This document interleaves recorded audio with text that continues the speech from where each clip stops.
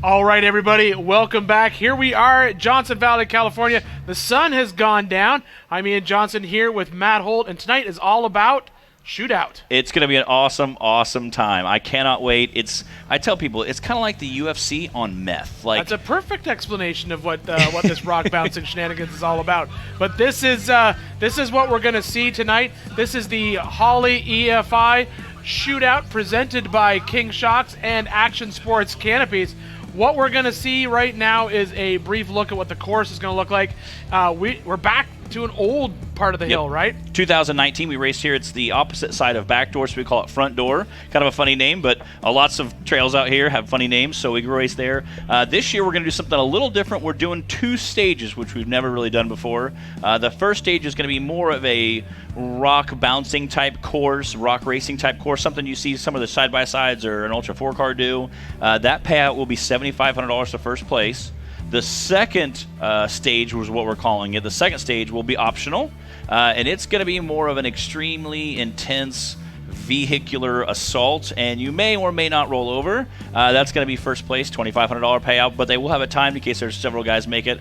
I don't see many guys making it, though. And that's like, that to me, that harkens back to the old school rock bouncing stuff. Old school rock bouncing stuff back in the day when it was like, show up to the off-road park. If you can run this hill, you get to name it. Yes. That's where we got hills like Showtime Hill in Arkansas. Oh, yeah. And all these amazing hills that guys like Bobby Tim or Timmy Cameron, basically literal rock stars of the sport. Yes. And it's been awesome to see this shootout happen every year, and it's great to see it back. This was probably one of my favorite areas to run, and I believe the last person to win this was it Will Stewart who won this? Yes, William Stewart. Stewart won it. You're running the old Batman buggy, came out. Batmobile Will, we called him. Yeah. Had a great time. I raced. That was the year I raced out here. It was a lot of fun. Had a great time being on the hills. It's we have some rocks back in the east and the Midwest, but not like this. I tell people, like the washing machine size to like school bus size rocks. That's kind of the level. And I said, just imagine throwing those on a pile and then racing up it. So it's a good time, but it's also something not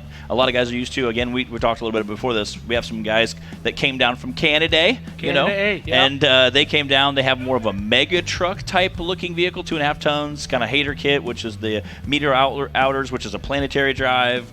9 foot tall, 9.5 foot wide. He's about 8,000 pounds. That could be a big help, or it could also hurt him. Running 54-inch, the Mickey SXs, he said they're the DOT, they're not stickies, but a 54-inch tire may help him a little bit. There's a lot of tire out here. May hurt him, we'll see, I don't know. Yeah, has a lot of weight to sling up the rock, too. Oh, yeah. If I remember correctly, when we ran this and Will won it back in 2019, this is when we had an Ultra 4 sitting on the podium up until Will came back and stabbed the gas, launched that car over the bottom half of the course. And the crowd went wild. It did, and we had again. There was 3 or 4 guys before him that had kind of seen the line and really seen, I guess, the fastest line. And every guy that went, it kept getting faster. And Will obviously has raced with us in the Southern Arc Racing's here for quite a while. Very good veteran driver. Races side by side sometimes if he has one there. He's like, I'll race, yeah, whatever. Just hop in at race. So he's not a stranger to that hopping in and going type atmosphere. So he kind of sat back, came up with a game plan, and hammered down, and it went very, very well. Yeah, Will's literally right down the road from me. He lives about 10 minutes from my house. I actually helped weld on that buggy that won that year. He needed some help, a little bit of welding, so went over to the shop and knocked out a couple beads for him to really clean up the look of it. It's I always tell people, what is rock bouncing, right? So there's the joke answer. The joke answer that I give everyone is go out, buy yourself a $50,000 wakeboard boat, and see if you can bet your buddies that you can get yours up on shore farther than his can. Yes. But probably the better description of it, in my mind, this is, if Ultra 4 is the desert racing version of our rock sport, this is the drag racing version. This is super fast, super short, lots of action. And again, you have that same laser beam at the bottom, laser beam at the top. That's kind of how we race, and that's what a lot of people, again, coming from the Midwest and East Coast, a lot of guys say, friends that say, oh yeah, you do that rock crawling thing. And I said, well, rock crawling is a little different than rock bouncing. Rock crawling is very technical. It's very methodical. There's cones. It's kind of like chess. It's a point-based system. I said, what we do is kind of like close your eyes and hold on.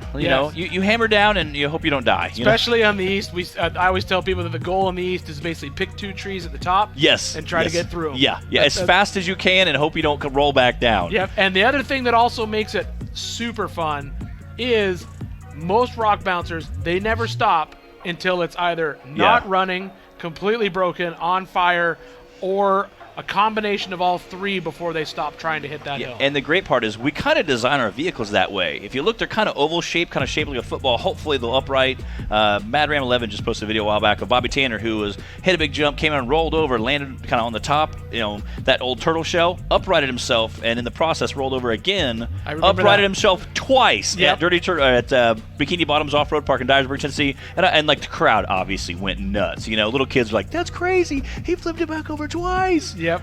Yeah, so, we had I built an actual rock bouncer a few years ago. It's come out here and competed. The year that I raced it back home, is that the Hornet? That was it became the Hornet. It was the Lamborghini before that. Yep. And it had 1,000 horsepower, big block in it. And when I raced it in Windrock, I rolled it and it landed on its wheels.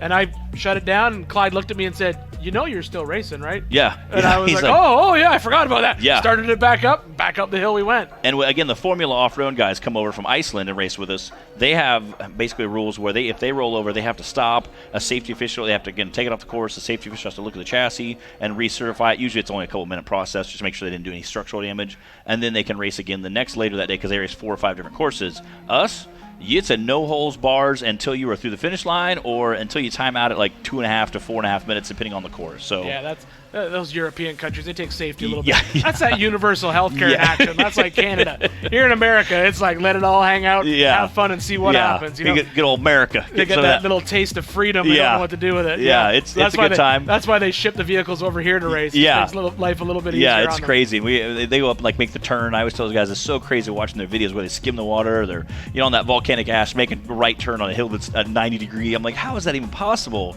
So it's pretty cool that I get to talk to a lot of them when they come race with us. A lot of them run superchargers or turbos or huge nitrous systems. They're about 1,800 to 2,000 horsepower, and they only weigh about 2,000 pounds. The cars are extremely, extremely light, very powerful. They run big, big systems, but they get so much spin out of those tires, which is how they don't break axles. They actually have it's so crazy. They turn so far right or left. They have 2 RCV big bells welded together so that way they can turn so far. It absolutely blows your mind. The first time you see it, like, what is that? Like, this morphodite-looking system, and RCV was like, yeah, we have to make specialist parts just for them because they have such a sharp turning radius. Yeah, it's pretty fun to watch. But here in Johnson Valley tonight, this is all about the Holly EFI Shootout presented by King Shocks and Action Sports Canopies. This is, we see everyone here down on the lake bed, like we expected to be, watching it on the Jumbotron. This is probably one of the most watched events during King of the Hammers week, aside from the big race. Oh, yeah. On Saturday, it's going to happen. A lot of people tune in to watch us every night. And you've got some stuff going on your computer we're going to be keeping up on social right on your side. So Matt's going to keep everybody honest on social. I'm just going to stand over here and make silly comments about rock bouncers and how awesome they are.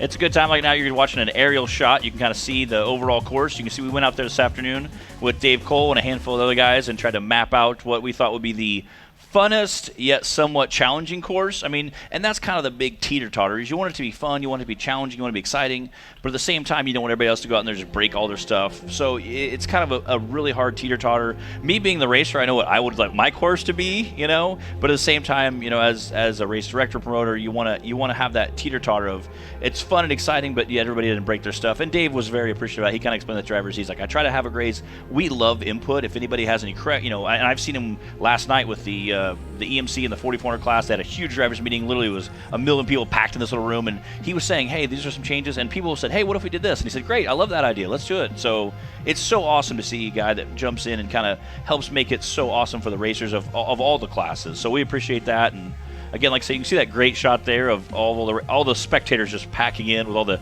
side-by-side and colorful whips. But yeah, you see a lot of action out there, and of course, Rigid Lights lighting up the course for us. Little firework there. Good time. Yeah, and Rigid comes up and usually sets up a course on the back hill. So it's always a good time to have them light up the course for us. We have basically 2 sections. Again, like I said, we talk about having the stage 1 and stage 2 on the kind of that middle of the screen, right in the middle of the screen. That'll be stage 1 right there. And then stage 2 will be the other side where the big, big rock's out on your left-hand screen. So it's going to be pretty gnarly. We're going to see some, I'm sure, some definitely rollovers coming, a little carnage. Luckily, most of the guys have pretty built stout rigs. You know, we have seen some 14 bolts. I've seen some 2.5 tons. I know at least 2 guys are running 2.5 ton with big 2-inch shafts. So it's going to be pretty easy. We have guys running, I think, as big as 54-inch tall tires. Again, the tires might help you. I know we got some guys running some stickies too. So we'll see how it plays out. I'm excited to cheer it on with you. I want to know if the Busted Knuckle Off-Road guys, are we going to see any of their rigs out there on this? I saw several of them heading out to ride earlier this week, but I don't know if they're going to be doing the shootout. So it'll be interesting to see. I'm going to text. I just texted them right now, but it looks like we may have somebody lined up.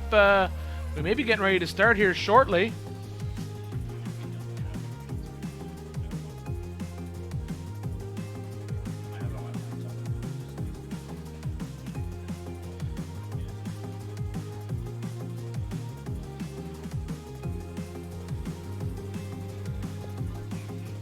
And racing at night, we typically only race in the day, and again in the Midwest and the East Coast.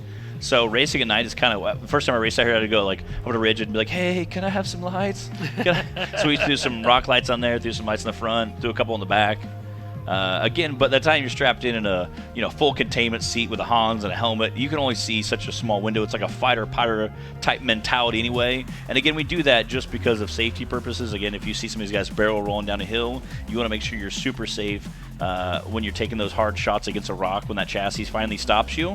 Because the chassis is built very well. It will stop, and a rock will stop you immediately. So you want to make sure all your safety gear is nice and tight. I know there's a couple of the Oregon crew down there, part of the Oregon Wheeler guys down there checking all the safety stuff, running our timers for us as well. So huge shout out to those guys.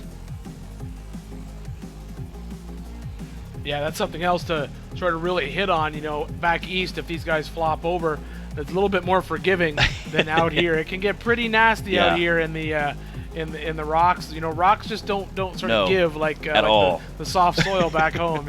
Yeah, especially if it's been raining and it's kind of muddy. It's really, really soft and squishy. There's times I've rolled over and I was like, I'm more sore from the drive to the race than I am from actually being at the race. So yeah, rocks don't forgive at all. I seen one of the Toyotas out here today that had probably not 1 square inch that wasn't dented and had a sticker on the back that was almost worn off, and it said, "Jesus forgives, rocks do not." And I was like, that's pretty appropriate. Yep. That is the classic Toyota beer can look that you see. That looks like a beer can that's been completely crushed. Yeah. Yep. It's so amazing just to see how raisined a body can actually get. And I'm like, well, those dents, bring a little strength in. So it's good to see some guys out there, and they were all, a bunch of younger guys, super cool. You can tell they had been out having some festivities the night before. Yep, the Yodas certainly do a good amount of work out here in Johnson Valley.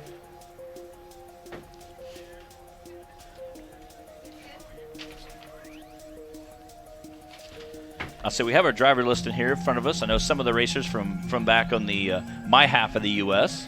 I got to hang out with the Canada guys earlier this week and goof off with them a little bit. They're doing some Ultra 4 racing in the 4800. They have 42 4800 cars they'll be racing in later this week. So they'll be doing some bouncer stuff, which obviously they do the Havoc series up there in Canada.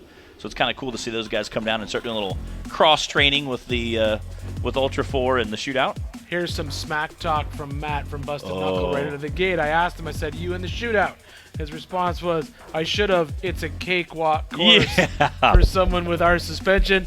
And he said, "But Nick Nelson is in one of their chassis." Okay. So we will see one of their cars out there. But, yeah, I thought I would have assumed that Matt, he just got done building a car. Brand new, yeah. Yeah, and I know he's been riding it a lot, so I'm surprised he didn't bring it out to go out and hit the trail, to be honest with you. I think it's here, isn't it? I don't know if it's here. He said he didn't bring any of his stuff, so maybe not. Okay. But the question would be, now, the last time he would have raced, is that the year he broke the car in the rental half and drove it off Yes, the and course? literally drug it until the axle fell off, and he just kept driving with the front wheel drive. That was when it was on backdoor. Yes. Yeah, that was an event. But I do remember that was the year when he went up, hit it so hard on the rental car. Yeah. Whose was that? I can't remember whose car it was. Yeah, but broke it. Clyde kind of helped set him up with it too. Yeah, broke the car in half. Yeah, it was impressive. And then drove it out front wheel drive, dragging it like a dog with 2 broken legs behind it. It was so crazy. It's such an amazing video just to watch him as he's slowly in it. Like every bump he hits, it falls off Another a little bit more. Falls off. Yep, and then at the end, it just kind of falls off. And you're like, I think that is such a great video. Like you just show someone like, this is what rock bouncing is. Like, yes. You might leave half of your car at the track. Yes. And it's so funny just to watch it again. We watched some of the, Trophy Truck 1, Trophy Truck 2, Buggy 1, Buggy 2, Buggy Class 5, Buggy Class 10. And they're such desert racing guys. They try to go fast. Some of them are two-wheel drive. So go from that to this, it's pretty impressive. Looks like we're getting ready to send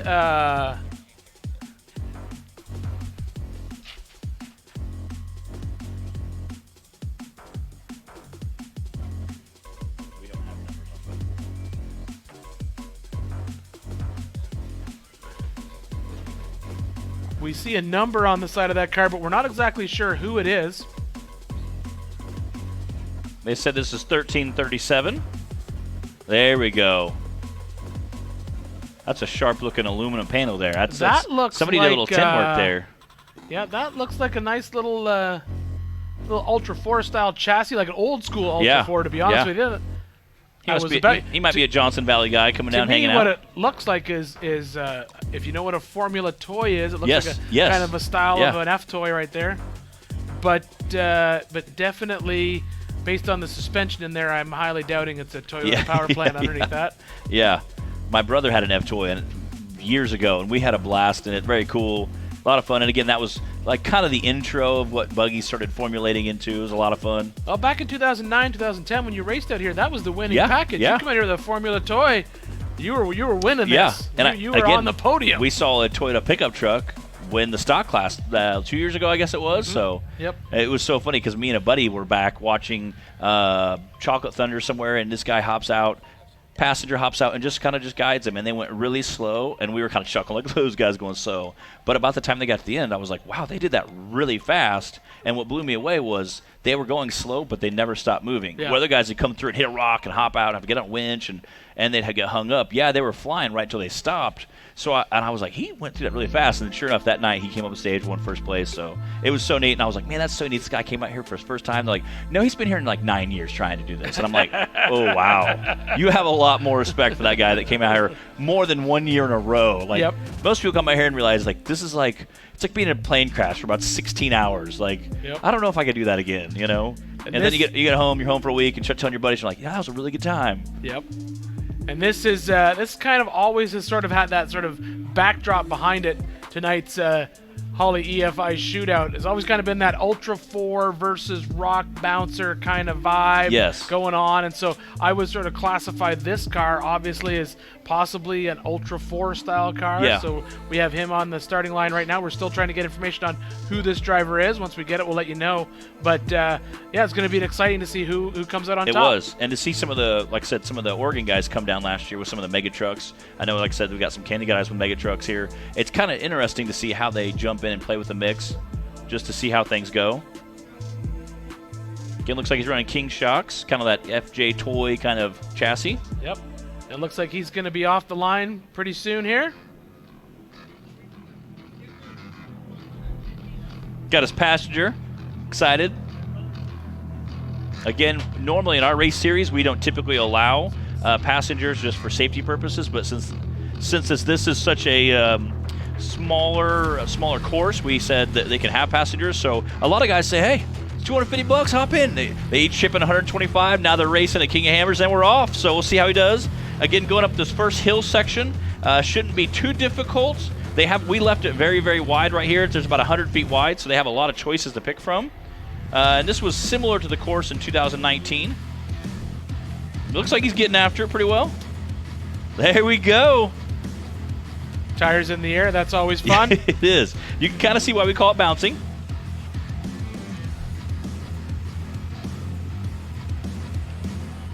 Coming down right as he makes this hill. He's coming downhill and has to make kind of a sharp turn. So you'll see a couple guys possibly start teetering there. And right as he drops through there, he is through the first gate. So coming up through the hill. All right, so now he's up into the more technical section. These are the big climbs. This is part of this is part of the qualifying course we're watching.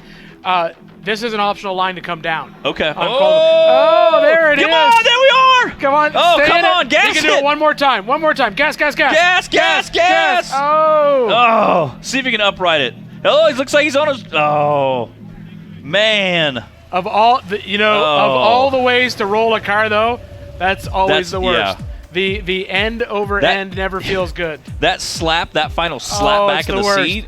But I thought he was going to save it for a second. It was so close. Got out there, got the course officials checking him out. Okay, here we go. Got a replay coming. All right. Again, you can see him lined up there, and you kind of have to, those are about 6-foot ledges. You have to back up and kind of bump it. Yeah, it's a serious hit. And right there is where he was looking for reverse. And right there, he was able to grab it and cleared just the roof. not. He was in the gas. Couldn't see it on the wide shot, but in that replay, but he was just on that front bumper. That's a shame. That would have been a great save, too. That would have been. That's unfortunate. Again, the safety crew down there, getting them all flipped back over. Another Ultra 4 style car right here. It's 484. I believe this is Mike Tribino. Sharp looking car. Again, something else to note, a lot of these guys racing tonight will make really, really good friends tomorrow, because if you finish in the top 5 to 10-ish, depending on how many drivers there are, you are automatically qualified for a 4,400 race. So what a lot of drivers will do is maybe drivers who haven't qualified for a 4,400 will come up and say, "Hey, buddy, old pal, how you been? Why don't you join our Ultra 4 team?" And the cool part is he can hop in, he can be one of the registered drivers, go out there, race, and then get to race, which is the last thing you would ever want in your Ultra 4 car is a bouncer driver. No, because they'd be like, absolutely not. It would not I'd let go him well. take it from the starting line to the end of the short course. Yeah, that's if I about was in a good mood. And it still might be tore up by the end. Yeah. So that's an important thing to bring up. You know, we get asked this question a lot. You know, if you want to get into the 4,400, the big race, what we're now calling the Race of Kings, on Saturday. It's not just a, hey, here's my entry fee, I'm here to race kind of thing. You have to qualify for that race. Now, there's ways to do it. There's races around the country. If you win last year, you get a spot. Or not, if you finish last year above 20, I think it's 20th that you were invited back to race again. Or you can come out here, last chance qualifier. Or right here, why not just throw in the shootout? You know what? Find a guy, say, listen, some guys are very motivated by cash. Other guys, you can say, hey, we have a cold beverage for you. You come on down. We'll let you drive the car for a little bit. And again, usually it's the first leg, some easy desert stuff. And then once they get to that first leg, he'll hop out. The other two normal drivers would hop in and take off there. And again, it's still a great way. Again, a lot of these guys spend months and months and months building this car, prepping the car, hauling it here. They're here several weeks before pre-running. So you have a lot of money and a lot of time invested in it. You want to make sure you're able to get that done. So this is a great way to kind of ease your way in without having to go out and trash the car and qualifying. You can still hop in and be able to race. Unfortunately, based on the look of that car right there, I don't think that was the right decision to try to get into the big race by flopping it end over end here in Johnson Valley at the Holly EFI Shootout, presented by King Shocks and Action Sports Canopies. But it looks like they may be getting ready soon to send the next driver. That actually looks, based on the shock package on that car, that looks like it's a Legends car. Yeah, that's kind of what I was thinking. You only see that one shock there. Again. Maybe that's a old race car. Maybe he's not racing it this year. Maybe he's not racing at all, and he just wants out here having fun. I don't know if he's on our list to race in the Everyman Challenge later this week. We'll have to get some information on that. But either way, he's here to throw it down on Monday night. He's not. All right, the crowd's keeping us honest. He's not racing. So you bring your race car out here, you're not going to race? You have throw fun. In the shootout. And it's amazing to see how many Ultra 4 cars that are not racing are out on, Cougar Buttes or Backdoor or just having a good time. I know there's several nights that usually on Friday night, a lot of guys will head out to Backdoor and have some beverages and watch any local guys make their college try there, and it's always fun to watch them. It's a good time. It's always fun to watch the yard sales every night on Backdoor and Chocolate Thunder. And you know what? That brings up a good point. We've been talking about this all day. Tread Lightly is out here all week performing daily cleanups.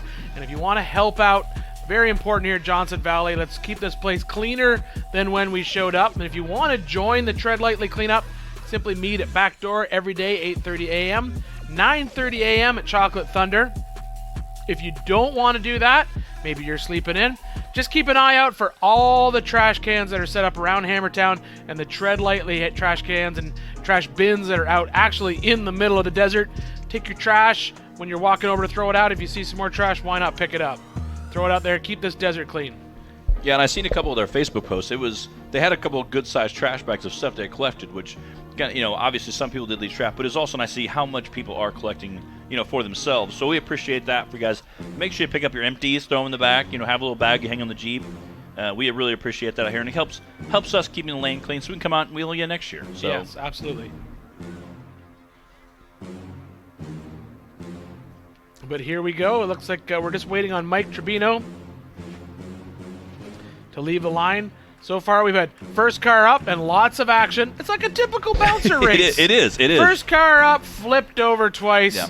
Now we recover for a while, and then we'll try it all again in a second. It is. And again, and he's off. There we go. Rip it off the starting line. Again, the Ultra 4 car, this is similar to what a lot of those side-by-sides were pre-running today. Some of it they're going up, some of it they're going down, obviously. So, again, similar to the course in 2019. There's a good shot of the timer as well. Yep, there he is coming around the section at the top here. And this is where they have to set up. Come across the top. He is hauling. He's doing well. Slowing down. There's a couple little lips there, and you don't want to take that around that corner really fast. Oh, he's lined back up into the section. Go. Yep, this is good. And this is where he's going to come back over, cross across the qualifying course, and line up for the big ledges where we just saw all the action a minute ago. Again, they have a little bit. We left it pretty wide there, so they have a little bit of possibility for lane choice. But really, there's only probably a couple lines really making up. That is a tall ledge to climb, and what makes it worse is there's two of them. Yeah. And the thing is, the first ledge you can probably force it up if you back up, and kind of bump it. The problem is that second one just hangs you up. Yeah, looks like he's getting bounced around a little bit. Grabbed that reverse pretty quick, got out of it when he needed to. He's back in it. Little bit of an angle there. Oh, same problem, a little bit of a bounce. And again, being on stage 2, this is a $2,500 payout, whoever has the fastest time, or just probably the only person who makes it tonight. Yeah, so. It's certainly good. It's looking like this is definitely, he's going to try that left side. Ooh, there we go. There we go again, once over. That's some great shot with the drone there. Can he save it? Oh, it's not looking like it. It looks like he's too, maybe. There's a he's ledge trying. there. There's a ledge there that actually could help or hurt, which I don't think it's going to help at this point. He's trying his best. Nope, yeah, he shut it off. down. Looks like, man, that stinks. I think based on what we've seen, it's definitely a commit type of hill. It looks like the far left side may be a little bit easier if you were going to try and crawl it. Yes. Got a couple steps on it. But all these rigid lights shining down, giving us great views of the action so far. 2 cars, 2 rolls. Yeah, 2 for 2. This is perfect bouncer action right here. These Ultra 4 cars are doing a good job at being rock bouncers. Yeah. It's giving him a thumbs up. We got some safety crew out there checking on him. He's gave him a cool thumbs up. Say, yeah, it was a good time. Yep, absolutely. Remember, all these guys you see, guys and gals out here in the desert, you see them with these orange vest, red vest safety crew. These are all volunteers. Okay, it looks like we're going to cut to the replay. Again, hopefully, get a good shot of that. The drone was slinging around him 360 degrees as he's rolling over, so that's some pretty awesome footage there. Man, that's a big rocky move, too.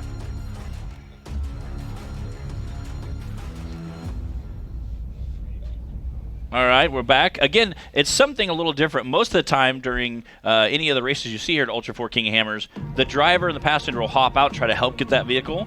With our racing, with rock bouncing, we usually have recovery equipment pretty quick next to them, and again, being flatter, we'll stay in the car. We don't even get out of the car, especially with side-by-sides, because you get 4 or 5 guys, you can flip back over, no big deal. And again, usually we have a huge amount of spectators that can upright the vehicle pretty quick.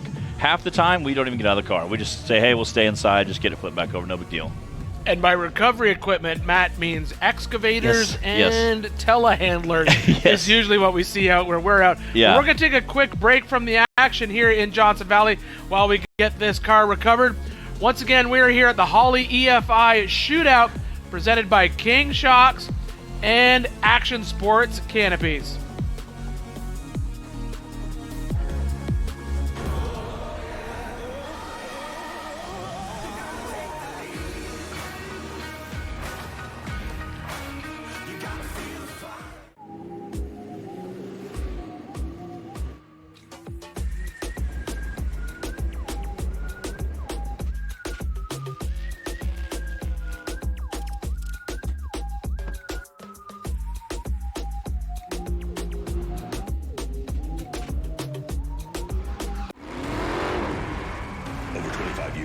off-road racing dominance.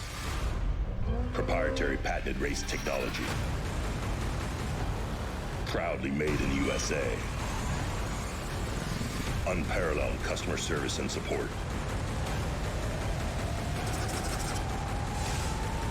The choice of champions. King Shocks. The leader in off-road shock technology.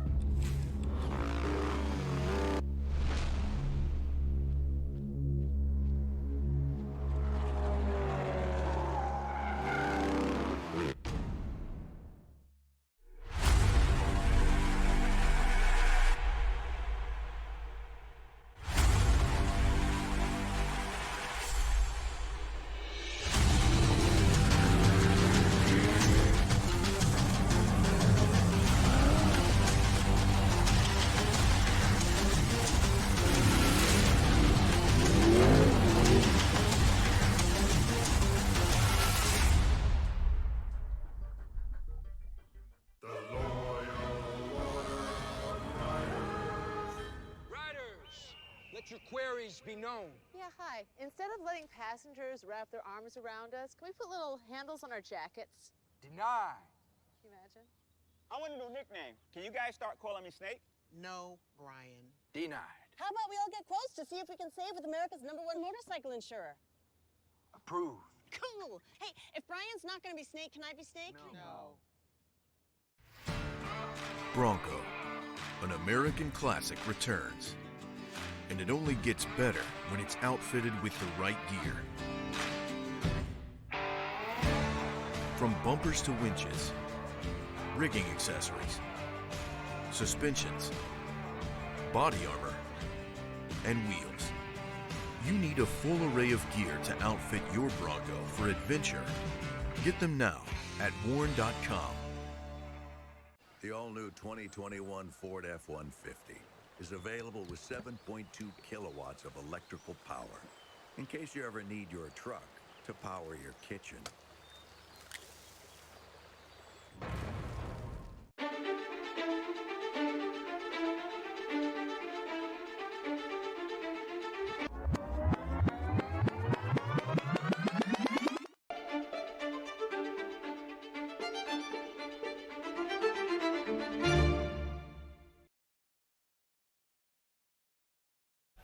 And we're back.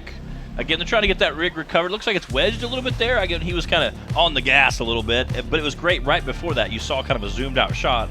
You saw two vehicles, and it showed how massive that rock is behind them. It is a big rock, and that was our second competitor, second rollover here at the Holly EFI Shootout, presented by King Shocks and Action Sports Canopies. We're here in Johnson Valley, California, part of the 2022 Progressive King of the Hammers Race Week. Again, we got to see some trophy truck action earlier this week, which was awesome. T1 trucks. Saw some T1s, T2s, B1s. And the Baja Jerky Class 11. Always fun to awesome. watch the little Class 11 cars out there bouncing around. And then today was qualifying for the UTV. And it's only Monday night, and we are just getting started on this week of racing. I love that he's down there taking a selfie. He's like, check this out, Mom! Mom, look what I did! This is awesome! That will be his screensaver and profile picture from going live. On. Yep. Again, the Canada guys that I was talking to, they were just in awe of how many awesome rigs are driving around. And I said, I've been here 8 or 9 years, and I still feel the same way. Yeah, what blows my mind is just how big it's become over the years. You know, we talk about this every time we come out here. We always say, oh my goodness, can it get any bigger here in Johnson Valley? And every year, it seems to be, it's not so much that it's bigger, but what's happening right now is I'm seeing a huge crowd coming in the first weekend. Yeah. Watch the Desert Challenge. Watch all those T1 trucks, T2 trucks, the B1s, the Class 11s like you're talking about. And then we get a little bit of a lull. We're through the qualifying through the week, probably people watching, and then come back for the big race Friday, Saturday. And again, it's kind of cool because you'll see a whole bunch of people coming in. coming in, driving in, and you can see people going both ways. There's people hauling in and people hauling out because some of the trophy truck guys or the T1 or some guy that races Class 11, again, might not be able to take off 2 full weeks to come out, do a little pre-running. No, if you race T1, you don't have to go to work ever. Well, Class 11 you might. Class 11, you better maybe. be at work on Monday. Oh, trust me, it's so funny. I'll have 2 buddies with me that I'm paying in Lunchables to come help me pit, and then I look over and T1 has 40 guys in their pit, all branded gear. I'm like, helicopters and private jets. Yeah, I'm like, I couldn't afford their hoodie and sweatshirt bill, much less some of their fuel bills. But right there, what we're looking at is the course that we're hitting tonight. It's part of the Holly EFI Shootout. You can see all those rigid lights, not only on the course, but also look at all the spectators down in there, probably with a bunch of buggy whips. Oh yeah, I'm whipping sure. around out there. It's kind of cool as you're leaving Hammertown. Sometimes we'll head in town, get some dinner in there or do something, and you'll see literally lights all over mountains. It's so awesome to see.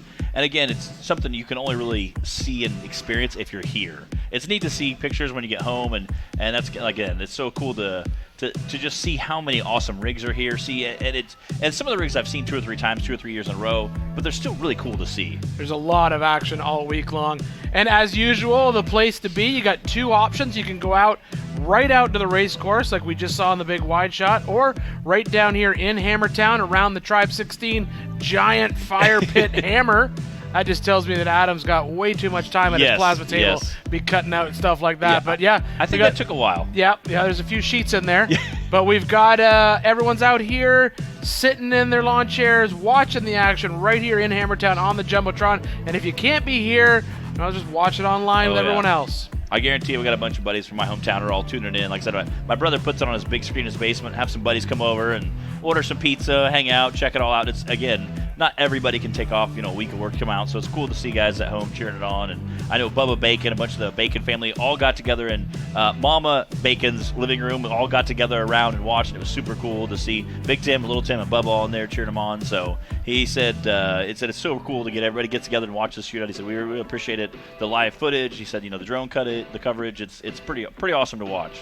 And we talked about this earlier, while we've got these lulls in action, if anyone's got any questions on social, go ahead and throw them out. We got a couple different ways. I got Matt up here keeping track of his own. We have, you can go on Ultra 4, any of the Ultra 4 socials, ask any questions there. They'll feed them up to here in the booth, and we'll answer them if we can. Any questions about rock bouncing, all kinds of shenanigans. That's basically what we're doing here in Johnson Valley. And once again, we are having our second vehicle recovered on course.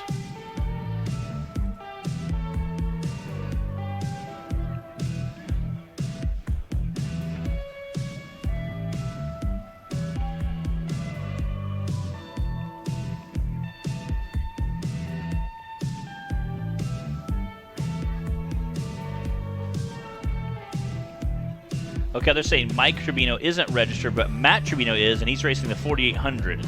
He's number 31. So that's pretty awesome. My brother must have said, hey, go easy on the raisins, okay? He's posted one of his pictures of Toyota, so. Look at all the people down there watching the action right at the race course. All those rigid lights lighting up the night.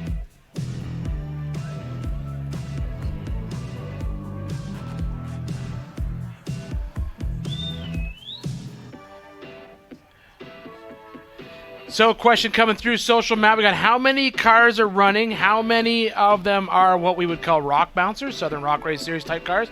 And then how many are Ultra 4s? I think we got 20 cars. 20 cars total, roughly. I would say we have probably true 44 or true Ultra 4 style cars. I'm going to say 3 to 4 true rock bouncers, 3 to 4. I think the decision's been made that car is now part of the course. Yeah, okay, cool. Sounds cool. good to me. I mean, that I'm not paying the bill. Before? Now that right there is what we would call a very good hybrid rock bouncer. I believe we've seen this car in the shootout every year. Yes, before. Yes. 4-seater, buggy whips up top, green lights everywhere. Justin Willis raced in it last year. We saw his big pink whips just whipping around, getting with it. Came out, hammered down. He's one of our normal racers that do the full series. So, again, he gets out and shows it down. And then the other question was, are any UTVs running the shootout tonight? We do have one. Paul Wolf will be coming up turning the shootout tonight. His plan is to run 37-inch tires until he sees the course, and he said I might make some changes after that. Some changes. Normally we'd see Super Famous Kid up here. Yes. We'd see Cash LaCroix, but he did not come out this year. He did not. I said he would obviously have our youngest shootout driver ever. I think Cash. he was like 10 when he raced the shootout. So I think he's done some side-by stuff out here, and he brought his big bouncer out here, I believe. So get out there, get with it. He is not scared to lay it down. He gets it. He gets with it pretty good. Well, when you're 10, you bounce back a lot faster from those hard hits. But we see Cash out a lot of the SRRS races, a lot of the basically any of the bouncer races down in the south. Him and his dad come out there, a great team working together. You'll see Cash driving the car. He's got some awesome little Razor buggies that are single seat, and he gets out and just throws it down in the dirt. His dad's on the radio talking him through it. Does a great job. They're a great team, and they were out here last year, and he put on a really good show. Yeah, he is a heck of a driver. He was at a race earlier at it was Rush Springs, or I can't remember exactly where it was at, Indian Mountain maybe. He was bouncing real hard and landed real hard and broke the outside back of the transmission, had busted. So he runs a driveline brake. So his driveline brake lost and his transmission was shattered. So there was literally nothing stopping him from rolling down the hill. So he went, and obviously the vehicle was dead. He went flying backward and made a heck of a ride. But if you go back and watch the video in slow-mo, everything he did, you can see him trying to shut stuff down. You can see him trying to pull. Everything he did was exactly what I would have done in the exact same scenario. So I really have to commend him very well for trying to make those exact changes as fast as I could. So again, heck of a driver, and he's going to be a heck of a force to be wrestled with in another 3-4 years. That guy's going to be a pretty good competitor. So yeah, he'll be out there having fun for sure. But looks like we've got a little crowd shot there, checking out some of the people around Hammertown. They're starting to pack in. They're getting a little closer to the fire, I think, as time will pass on. So, question on social: where is this happening? So, basically, the location for this is near back door. It's on this side of back door, so we kind of dubbed it front door. There are parts of this course that you'll actually see in qualifying. So these walls that these guys are trying to climb up is the top of the second loop that we watched all day today in qualifying, where the UTVs came across the top and dropped off into a little dirt track that came down. The interesting thing is that ledge for the rest of qualifying, that's an optional line to go down. Yeah. And so what we're watching these rock bouncers and Ultra 4 cars try to go up, when we get into more qualifying throughout the week, we're going to see guys possibly going down that to pick up a couple seconds. And again, like with the Southern Rock Racing Series, we've kind of slowly morphed our course. We do have a little bit uphill, some more downhill. We have some jumps now. We've kind of started working with some different stuff. And it's interesting to see some guys are really good at cornering, and some guys are really good at uphill. There's some guys that are really, really good at downhill. I hate downhill. Yeah, I always hated down. I've always hated downhill. I never like going down. It's fast. It is. Because gravity's your friend. It is. But it's definitely not my favorite way. It's violent. It can be so violent coming down. Travis Skelton races a side-by-side. He'll be doing he'll be racing in a 4,400 car later this week with Paul Wolf. He is probably the fastest downhill racer I've ever seen in a side-by-side. He literally just kind of skips from side to side. It's almost like a screaming falling descent as he's just bouncing from rocks. And again, can make up so much time against a guy like me who's maybe a little more cautious going down the hill. We saw that in qualifying today with the UTVs. That's where we saw most people make up time, was on the downhill section. But it was very, very hard downhill. It was. They were literally throwing the cars off the ledge onto the next one. We saw our fast qualifier. He came in and that long stretched side by side, and that helped him out on that. It was RS1, I think, right? Single seater. It's a custom. Okay. It was all custom. It looked almost like a small, like it did a look P1 like it, beat. yes. You know, Yep. It was very neat, and I was down here watching with some buddies, and he was flying. And all we right, looks laughed. like we are getting this car up and over. There was some conversation about possibly leaving it on course, but I think the decision was made to not do that. So they've pulled him back over. Keith Toolman hopping on our chat. He's one of our recover guys at ours. He kind of laughed and said, I wish I was there. I'd help do some recovery. He helps get us all flipped back over. And here you can see the damage on the roof of that car just from that one roll. The front light bar, Yes. that light bar His guard light bar's is gone. seen better days, I think. Yeah, I saw him. His rear chase light came off when he first rolled it over. Yeah, this is, as we said before, when you come off these rock trails and hit these rocks, these rolls are incredibly violent. So we got somebody on the line asking, you being a fan of Volkswagen, why are you not racing Class 11? So I would love to race Class 11. Unfortunately, I have a few too many projects on the go.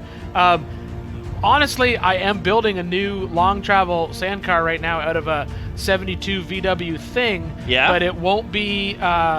It may end up being some type of desert class legal, but it's going to be powered by a Tesla LDU in the back. What? So I'm going to do an EV long travel sand car. Could be construed like a Class 5 car is what it would be. Okay. So I'm just doing it for fun. Yeah. And we've got right now in the shop, we've got 5 or 6 EV projects on the drawing board that we're looking at just for fun. Yeah. We got some hub motor stuff being developed for some crawlers. Yep. A couple street cars, one for my son, a BMW E30.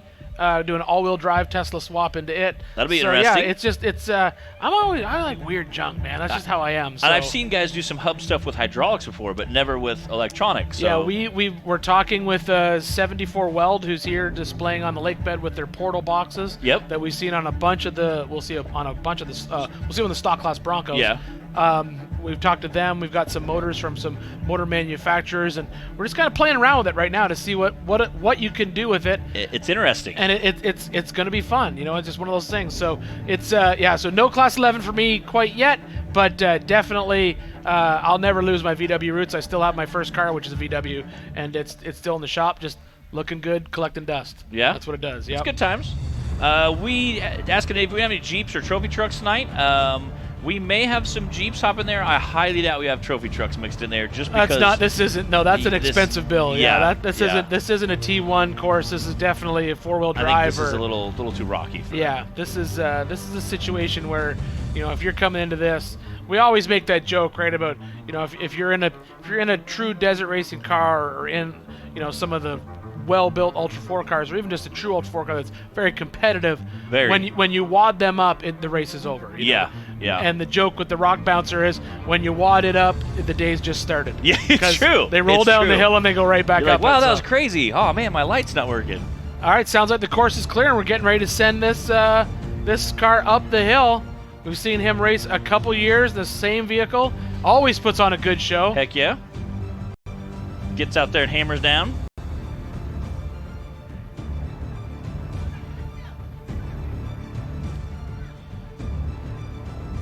I can see them talking on their PCI race radios back and forth. Looks like they're just talking about when the course is clear. Want to make sure all the safety guys are off of it.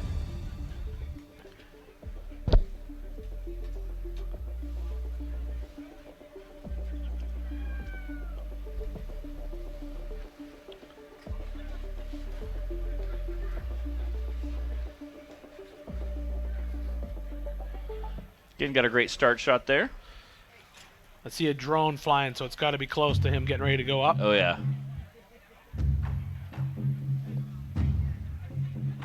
$44.56, that's Jason Shipman. Total Metal Innovations, looks like it's one of those sponsors. Got some King shocks on there. Yeah, it looks like a nice big 4-seat trail rig. Got some big speakers back there, those boat speakers. Can't go wrong with that the is a rig speakers. you have fun with. That's a Johnson Valley party rig about to throw down here at the Holly EFI Shootout, presented by King Shocks and Action Sports Canopies. Look at the light coming off all those rigid lights out there. That is absolutely amazing. Really is. Yep. And they're going to come off this bottom, the start line. They go up. They got a side hill across part of the qualifying course, and then they end it all at those 2 big walls that we've seen lots. Well, two cars, 2 rollovers, 100% rollover tonight. Yes, we are 100% rollover tonight. Southern Rock Racing Series, or we used to call, I always call it Southern Rock Racing Series. Now it's actually called the National Rock Racing Association, because we actually outgrew the South. You can hop on our Facebook page and watch it anytime we go live on any of our series. I know we do a shootout on the East Coast as well. Southern Arc Racing Series and Ultra 4 get together. We've done it at Dirty Turtle and a handful of other places where the National Rock Racing Association and Ultra 4 both race together. I know Ultra 4 has a pretty awesome calendar racing this year. And it looks like he's off. I just saw them give him the wave, so here he goes. He's coming up that rock section. Make quick work of it. Yep, you can see he's going over to that far left. Yep. That's a good line.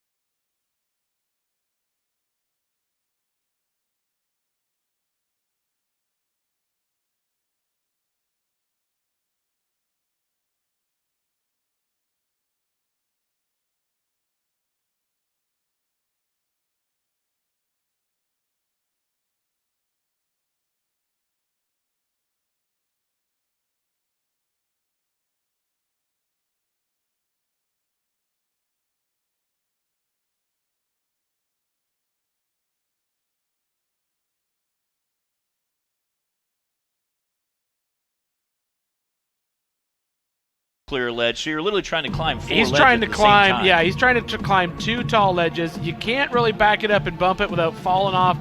He's probably could back it up maybe a foot, but then at that point it's just it's rev limiter right there.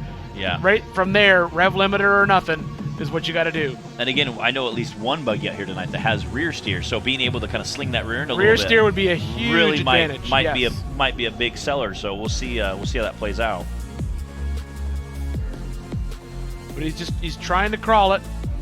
Looks like he's going to back up, maybe reset a little bit. And they put a ton of space there, so you have plenty of room to back up. If you want to come in and turn around even, you have that ability. They moved moved to the safety barrier quite a ways back, so you have plenty of room there to get out there. And he's trying so hard. He's working on it. He's trying. The question now is there may be a time limit on him, and it looks like we're assuming it may be 5 minutes. They may be shutting him down, but we're not nope. It looks like he's crossed 5 minutes. They're going to let him keep going. What they normally do in this situation is we see those rigid lights shut off. Oh, yeah. Your party's over. And here's kind of one of our rules. We state if you can once you hit the time barrier, as long as you're still making forward progress, we will still let you run. Oh, he's working his way over to the right, which actually is a little bit less of a ledge. The problem is it's pitching him to the right at the same time. He's waving off. Yeah, he said I'm done. He's calling it. He's calling it. My buggy's still drivable. It's still in one piece. I'm done. He said I haven't broken anything yet. Yep, nothing it's a good broken. day. He's just going to say, I'm good. I still got buggy whips on the roof. And I'm just going to turn around and go home. And again, because there's 2 stages, he might have walked away with money in that first stage, depending on how everybody else, the rest of the field goes. So we'll see how. Shipman is also the first Ultra 4 race in Sturgis in 2015. That's pretty awesome. I mean, hey, I won the first Sturgis race. It's pretty cool. Yeah. It looks like Sturgis is a lot of fun. I'm going to have to make it up for one of the Ultra 4 races up there. So now this is a bouncer. Here we go. She is from up there in Washington. This is Melissa Robertson. She is going to put it down. Since she's a lady, her race team is Misdemeanor. Misdemeanor. That's a fun race team. Misdemeanor. Yep. She's coming out of Washington. Putting that rear steer to work. Coming out of La Center, Washington. The Misdemeanor again is her race team because she's a lady. She's running an LS 417s, bored out LS 6-liter. Torque Storm Supercharger. It's kind of wedged underneath that beautiful teal good cage. Right here, though.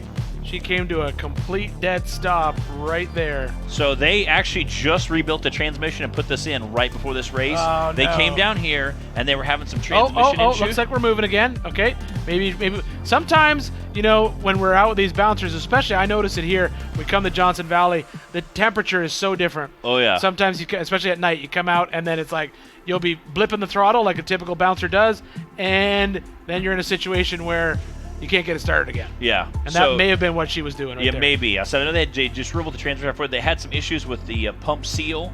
And they ended up putting some fluid out. They took the dipstick out and it was shot fluid out there. They think they might have had some valving issues with the vent, so it was creating too much pressure in there. I think we're going to see a good hit right here, the way she's lining up, backing up. Getting that rear steer cooking. She has come cooking. race with us a little bit. She's done some of the Havoc stuff. She's done some of the Rage stuff. She's raced about all over the U.S. with this thing, and she is not scared to put it down, I promise you. Yeah, I think she's just picking her line, and then we're going to get to see some good old-fashioned full-throttle bouncer action. Using the rear steer there, trying to be creative. I think she's going to back up and just bump it really hard. I think you're right. Running 2.5 ton axles with Overson shafts. So she has plenty of durability there to be able to back up and bump it hard a couple of times. Again, she's running 46-inch USD stickies. She wanted to thank Performance Heating and Cooling. They're an Amana dealer. She said they're the ones who helped get chip in some money so we can get the buggy here. So huge shout out to them. Northwest Painting and Pressure Washing, Industrial Service Components. Science Construction, Chris Tomlinson is co-driving in 4400. That's one of the guys that sponsor, helped get it down. They also rode down, and he'll be racing a 4400 class later on. So huge shout out to them. But again, like I said, she's running pretty durable parts on there with those Overson shafts, so I don't think you'll see too much breaking as far as there. Now, obviously, drive shafts are usually our weak link. You'll see that with some of the trophy truck guys. I think Bryce Minzy shucked a drive shafter this week. Yeah, lost the shaft, lost the link. Looks like she's just trying to find the right spot.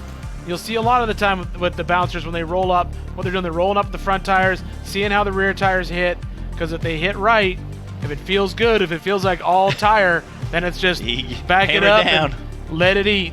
And wow, looks like she got that tire off the ground a little bit there. I don't think she's going to like that line. Whoa! No, there we go. That is super steep. I think that shows how steep this actually really is. Yeah, because you have to remember, bouncers are heavy. They're fat girls. Very heavy. That's probably every bit of 7,400 pounds worth of car right there. Yeah, she's probably, I would say 6,500, 6,800. I got some buggies from Texas in Louisiana. They run used to be Agnes buggy, now it's Karen, and it was 2.5 tons, 46-inch tires, and they were like right around 6,200 pounds. Yeah. So she's a little bit bigger, I think. She might be 65, 68, somewhere in there. Again, a lot of tubes. We build our chassis because we do, unfortunately, roll over a lot more, so we kind of build the chassis. I know when I built mine, I'm going to be the guy inside, so I want to make sure I'm safe. Extra tubes, yep. So it's when you're the guy going to be rolling down the hill, you make sure let's throw a couple extra in there. Hey, it can't hurt. Yep, looks like she's trying to find a line on that far right side of that ledge. Trying to get set up just perfect. What is the cash prize for winning? So it was a $250 entry fee. Everybody pays the same $280 entry fee. The great part about this, it's a little different than some of the Ultra 4 stuff. You could register at the base of the hill right before it starts, pay your $250, come out and race and give it a good thrashing. The first stage, mainly the rock racing section, is going to be a $7,500 cash prize. And then the stage 2, whoever can basically make this, looks like they're going to walk away with $2,500 tonight. So you end up having 2 stages this year, so we got 2 different ones. It looks like that's the line right there. It looks like she may just that's hard to commit to, though. We've seen everybody that's gone that far to roll, and I mean, and it's a straight up launch. It is. And again, like I said, she might try to heat those tires up a little bit so they can grip a little better. Again, most of the guys out here are going to be running some type of sticky, whether it's a USD or, like I said, Mickey Thompson. I know there's a lot of guys running the Mickey Thompson stickies. They're out here. They got a booth, so trying to get there. And again, when you've seen 2 guys in front of you rolled over, that's in the back of your brain, kind of teasing you a little bit. Hey, don't roll over.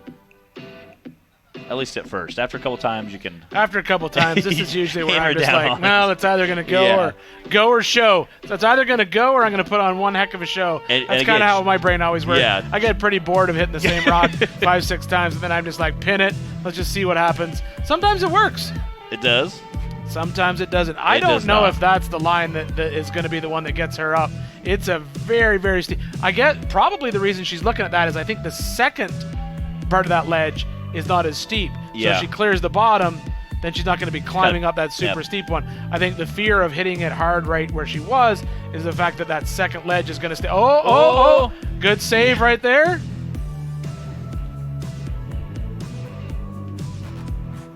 Let's see her resetting again.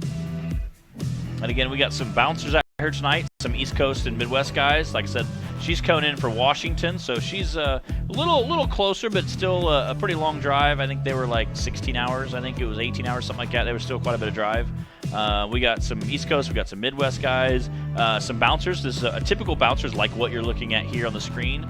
We might see some more trail rig type stuff out there tonight, and then obviously we have at least 1 mega truck, maybe 2. I know there's a guy that his buddies were encouraging him to ride, and they even said they'd pay for it, so I think he ended up jumping in there. He has a pretty built rig. He's also on 2.5 tons. Again, trying to get up there without bouncing like that. Once you start bouncing like that, that's kind of how you can snap some drivetrain, so trying to keep that forward momentum, that forward progress going. And I'm sure she's having fun, if nothing else. Yeah, I don't think that this double ledge package is going to be a crawling scenario. I think this is, if you want to make good time on this is going to be basically just pick a line, get the front tires up, and then just let that, before those back tires hit, you're just going to find that rev limiter. Let her eat. And again, this course here is pretty wide itself, so you have quite a few options. And again, it's kind of one of the beautiful things about what we do. You have a little homework you can do, which helps you be a better driver. I know we've all seen some Tim Cameron videos. That guy sometimes is there before Clyde, checking out courses, looking at stuff. I always make a joke that he has a barometric pressure gauge in his pocket when he's racing. He's feeling the dust in the wind, you know. We tease him a lot, but he's probably one of the best at studying the course. And again, obviously it shows when it comes to race time. Yeah, it'd be nice to get Timmy back out here onto the West Coast. He came out a couple times, raced Ultra 4 once in a bomber car. Yes, and did pretty well. I mean, again, not his scene necessarily, but did pretty well. Him and Cole Shirley are BFF. I think Cole Shirley was his co-driver. I think he was, yep. She is either backing off or, oh no, maybe going that far left side.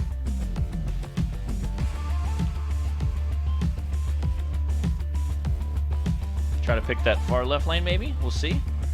Again, she's one of the gutsier bouncer drivers I think I've seen out here this weekend. I did see a pack of what I would call typically like East Coast bouncers. One of them was a busted knuckle chassis headed out to do some wheeling a couple nights ago, so maybe we might see that. Yeah, she's at the 8-minute mark. This is just shows how difficult this double ledge is to get up.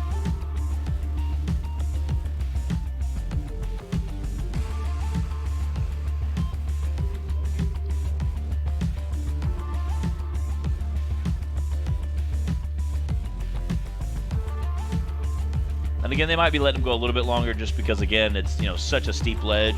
And it's most people are like, again, want to get out there, you want to play hard, you want to bang on it hard, have a good time, and if you can make it, great. If not, that's okay too. Yeah, not me though. You drag your junk all the way to Johnson Valley. You got one night to wheel it. It's finish it or yard sale it. Yeah, pretty much. And in front of this many people, I think you can't. Absolutely. I mean, you can't back worst off. Case scenario, you're gonna make the highlight reel. Yeah. You're gonna break it sooner. Ryan Brumhill, who used to run the Hulk. It looks like she's signaling like I think she's broke. It looked like she was signaling something is broken. I see her moving her gear shifter, and doesn't look like it's going. So she might have lost. Again, they just rebuilt this transmission, so yeah, there it is. Yep, she I'm is not broken. Sure. So they might be able to pull it down. Too much forwards and backwards. Yeah. So again, All right, well, while we get this car cleared up off the course, we're going to take a quick break from the action here in Johnson Valley, California at the Holly EFI Shootout, presented by King Shocks and Action Sports Canopies.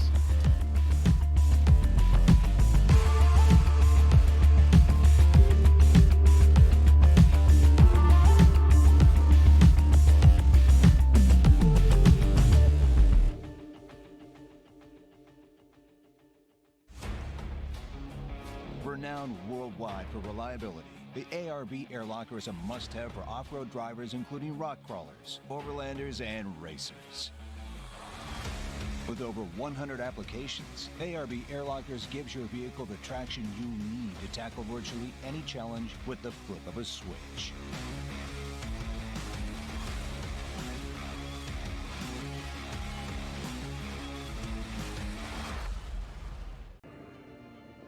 With aggressive styling and proven performance, the Atturo Trailblade family of tires are ready for your next adventure.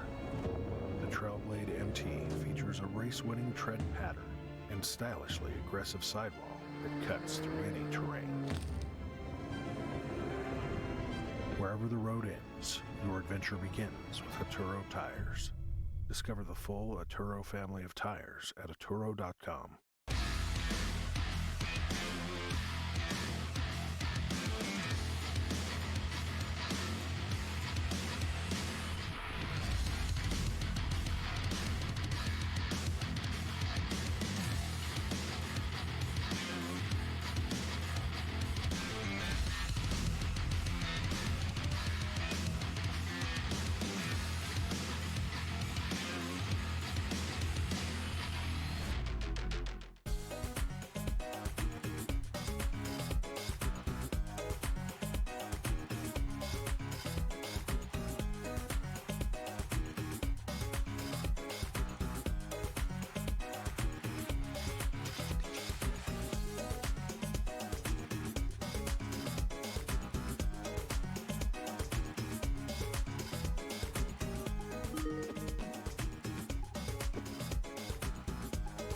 And we are back. Right now, we just had a driver take off. If you're watching our premium, you were watching that in the side-by-side with the Baja Jerky commercial. Again, that was the Baja Jerky, was our Class 11 that raced the other night. Huge shout out to those guys. This is Paul Parthian, and he's racing a Jeep. Again, we talked about some Jeep guys out here racing, although I don't see much Jeep left on there. Yeah, that's kind of a Jeep buggy. Like, it's, a typical what we'd see out, basically tearing up trails. Looks like it's got an Oregon tag on it. Good to see it's street legal. It looks like he's lining up on the same spot. Bouncing a little bit. If you're going to make that ledge, I honestly believe it's just, you need to keep backing up. A little more, a little more, a little more, a little more, and that's where you hit it from. Right? No, he might be done. Oh, I think he's quits. That's a shame. You should have hit it from there. Yeah. Would have made it. That's the spot. You're either make it there or you're going to wad that rig Oh, up. yeah. Highlight reel, though. Come on, man. And again, that's the Your Mom rig. He raced last year with us over on the near back door. You know, it's funny. We were just making that joke about Timmy Cameron coming out here. Timmy's obviously at home watching us on the live stream. He just texted me.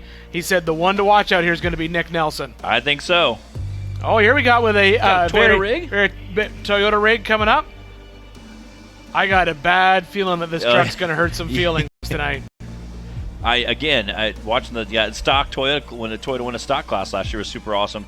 And like I said, it's a lot of fun. Toyotas are a great rig. We've seen a ton of them out here that are very raisined, as you will. So many gears in all of them. Yes. Many levers to choose from.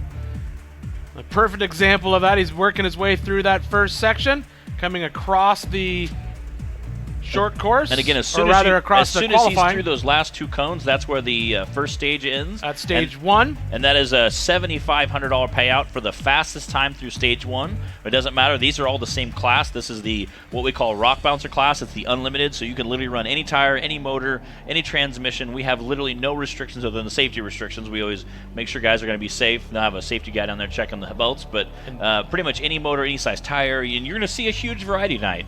So everybody runs the same class, $7,500 for the first stage, and then whoever is able to, it looks like just whoever can climb it tonight is going to walk away with $2,500. I got a feeling that this Toyota is going to, like I just said, hurt some feelings because I saw him pull all the levers around inside that truck. He's probably running like a 7,000 to 1 low range right now.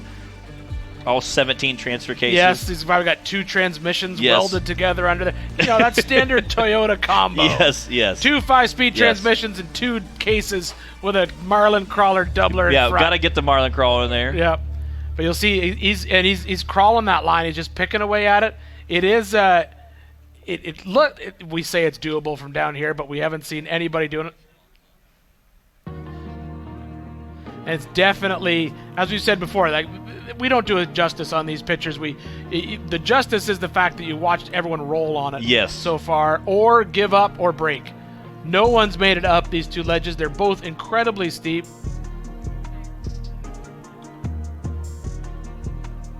Got that rock the death-proof crawlers there. He's trying to pick his right line to get up through there. I don't see any speakers, but I bet you has a cooler mount in there somewhere. There's going to be a cooler. Oh, there we go. Get a little squirrely. bouncy in there. Yep. I love our drone footage, by the way. This is amazing. Shout out to all our media people here, putting in countless hours for our pictures and video. They do an awesome job. Here we go. Like I said, he's going to hurt some feelings. If he can get those, he's going to do it. You know he is. He's trying. If he can stay to the left there, he's got to get into that notch with that left front tire. He's trying it. He needs to hang front tire airborne there. Needs to hang his head more to the left, get a little bit of weight on the left-hand side of that. He doesn't want to back off the whole ledge, but unfortunately he's going to do it. Again, we were down there looking at the course, and Dave said, what if we did, he goes, here's his idea, what if we did 2 stages, one that's more doable, a little fast, a little fun, and one that's just for the big boys. And I said, that sounds like a great time. It's a lot of fun, because that way you can get out there, you can race, you can have some points. I think he's calling it not broke as well. Yeah. Yep, so he got a feel for what those ledges had in store for him, and he said, I'm taking my running, driving truck, and I'm going to go home. See, it looks like Melissa, they just drug her out of the way, so this is Marcus Alonso. Looks like he's taken out right there. There we go. Bouncing doing around well. in a Toyota as well. Looks like he's narrowed front end. The highlighted purple color stands out. He's got a lot of colors in there. It's quite exciting. Coming around. There we go. Like you said, this is going to be the stage 1. He's going to come around through body sway there. Yep, Sling around the corner. Good amount of speed here. He is hauling down that hill. Again, there's a big boulder that they have to clear right there. He's through stage 1. That's a pretty quick time, 27 seconds. So I know he's got to be one of the top few. Now he's going to come across and start to get lined up for these ledges that we've seen. A lot of action, couple rollovers, couple breaks, couple quits.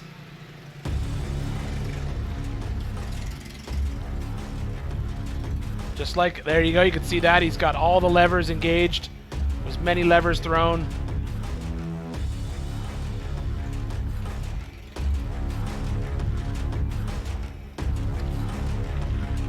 I do think we're going to see some excitement here. I think we're going to see one of these guys. Here we go. He's trying. He knows where he wants to be. He's just lining those tires up. He's trying to get that right front to bite. There it is. The left rear looks to be in a good spot to climb. Miles and Jim walking down there, running around like chickens earlier this week, getting all of our footage for our trophy trucks. Class 11 was awesome to watch.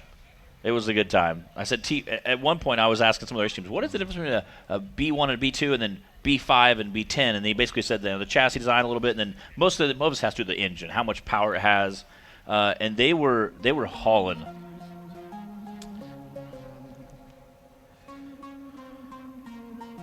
Lots of action here on these 2 waterfall ledges coming up. We've got we've seen a couple, like I said before, we've seen a couple of rolls, and you get to see it all thanks to those rigid lights lighting up the night here at the Holly EFI Shootout, presented by King Shocks and Action Sports Canopies. Just trying to pick a line. That is a tall, you can see, if you compare the size of the ledge to the size of that tire, that is a tall ledge that they're trying to get up.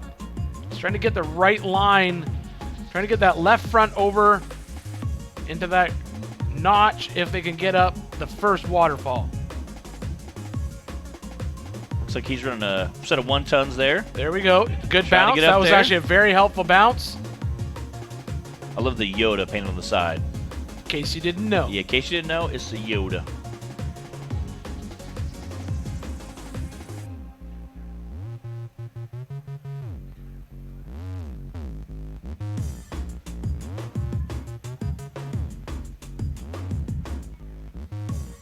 Just trying to get up there, get lined up. Again, definitely getting all that debris out for the next driver, if nothing else. Getting everything. I think it's going to be a little smoother, a little more rubber on there as the night progresses. Or it's getting a little bit more dug out, and the ledge is getting a little bit taller with every driver that progresses. One of the two. Again, a lot of these guys, I'm sure, go out and wheel at nighttime as well, but racing at night is a completely different animal than racing in the daytime. So a lot of the bouncer guys, like I said, we typically do not race at night, so the only night events we do is here, or maybe if we go really, really late, but usually we're done racing by 2, 3 o'clock in the afternoon. So racing at night is kind of a different animal. Good thing we have the rigid lights set up, but you'll see some guys that have more rock lights on because you can tell those guys come out here, do a little more playing at night, but... Well, the thing is, if you're out here in Johnson Valley in July, you want to be out in the night. Yeah. It gets a little warm out here during the day in the summertime, but it's great to come out here in the summer at nighttime. And it's crazy how much temperature change there is out here. When that giant cancerous orb goes away from the sky, all the heat goes away with it. It's nice and 65 and sunny in the daytime. At night, it'll be like, feels like 20 on the top of the mountain when the wind's blowing. It is quite cold out there. I'm glad I'm in our little booth here down in Hammertown. We can see everyone out here hunkered around the fire, got their blankets on, watching the action on the Jumbotron. Stocking caps, you know. Those are called toques, sir. Oh, a toque. Learn you're Canadian, man. That's a toque. Yeah, well, that's a... Look at that. There we right go. Underneath the flying car. underneath the truck. That is awesome. I don't know what Jim calls them from his motherland. Yeah, I'd be curious. Yeah. I'll have to get him schooled up on that, see what he has to say about that. I'll say back at where I come from, we call them stocking caps, you know. Stocking caps, I know a lot of the SoCal guys call them beanies. Yeah, you can't call it a stocking cap up in Canuckastania land. It's too long of a word. Your brain will freeze before you can ask for your toque. Getting some good flex out of the suspension while he's trying to get set up there just right. Certainly trying to pick his line. It looks like he's backing down a little bit. This may be where oh, maybe not. No, I thought he was going to call it quits, but looks like he's going to stay in it.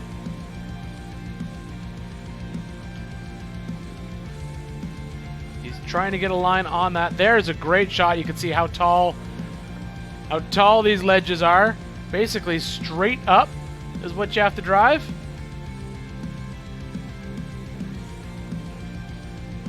And that shows kind of how steep that really is, like coming right at you. Yes, that is a very steep ledge.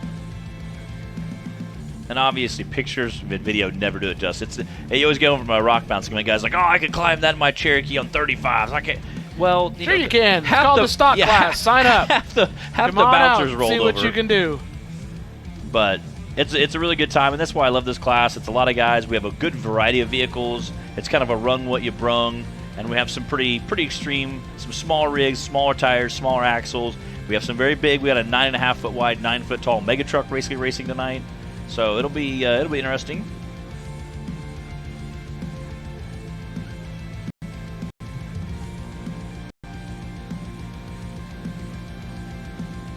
How many rigs are in the SRRS Shootout this year? I know we have a couple, 3 or 4 probably. Out here, Melissa does racing with SRS. She also does some of the Rage stuff, the Havoc up there in the old Canada. They have a handful of different races they do up there, which is kind of cool to see how other countries do some racing series. Speaking of other countries, where is everybody tuning in from tonight? I always love seeing where all the guys post where they're tuning in from. Huge shout out to all our people watching from the U.S. as well as other countries. I have some friends that tune in from Australia, some other guys from Iceland always tune in to watch us, so it's always super cool to see them. He's trying. He's trying, and we're still trying to get confirmation, but we believe that it's going to be a 10-minute time limit on this. He made it to the wall really fast. Quickly. And now he's been... Oh. That was a good little bounce there, but it did not work in his favor. You can always tell the guys that have no gate in the reverse, where they can go from forward to reverse very quickly.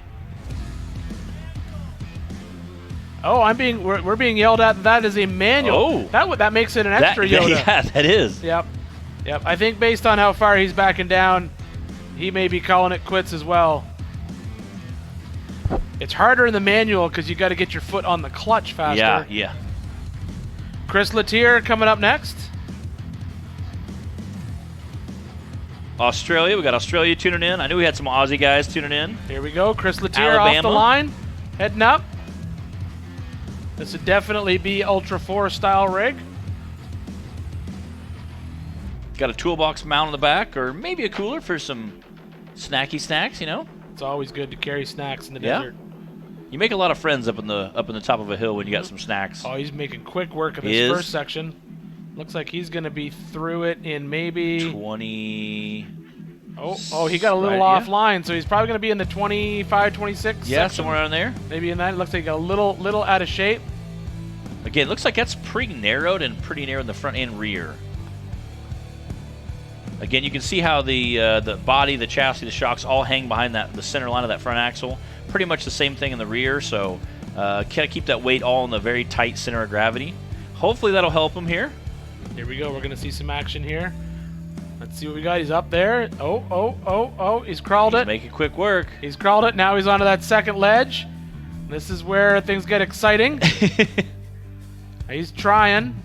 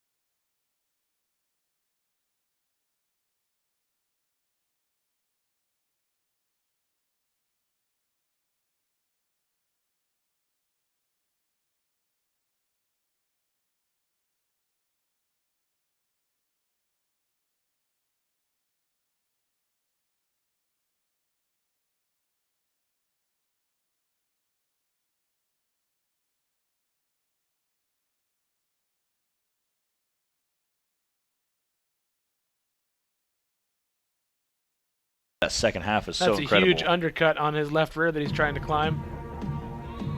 I love this shot because it shows how big that is compared to That's a big old rock you got to climb up. Yep. So there, if you can launch it up, get up there. He's been able to get up that first section and get set, but that second climb is just incredibly hard to do. Yeah. Travis tuning in from Kansas City. Here, no, oh. Rick tuning in from New Zealand. There you go. Got some boys down under. He's backing up and hitting. It's getting a little. There we go. He's getting a little more brave. That was it. Now that he's felt it. Now that he's felt it, he's like, I got this. That's the worst. You can feel a little progress. You're like, ooh. Yep. Now he's just got to hit it harder.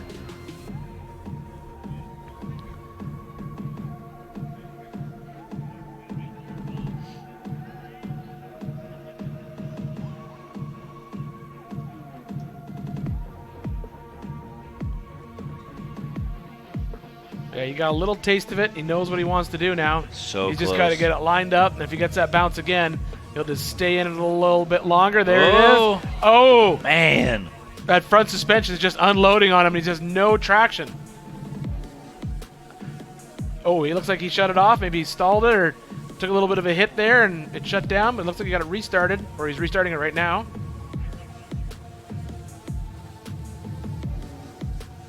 Or he's calling it quits. I don't...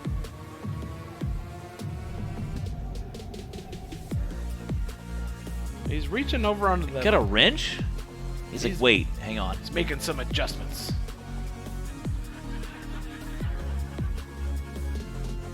Again, in our series, as long as no one touches the car in like a manner where they're helping you, so if somebody doesn't help them change a tire, or as long as they don't help flip your car back over, you can still continue to compete until your time limit. I'm going to bet that bounce where he bellied out probably knocked something loose. Yeah. Probably a relay or something popped out of the fuse block, which caused the headlights to flash like that, and just couldn't get it restarted or something along those lines. Something definitely happened inside that car. And I think he knew what it was because I think he was trying to scramble to fix it and get back into it. But and again, you hate driving all this way and not being able to get out there and really slam down on it. Got some guys tuning in from Australia, watching 3:30 a.m. in the UK, Cornwall, UK. It's always awesome to see all the different countries tuning in. Got Iceland jumping in there.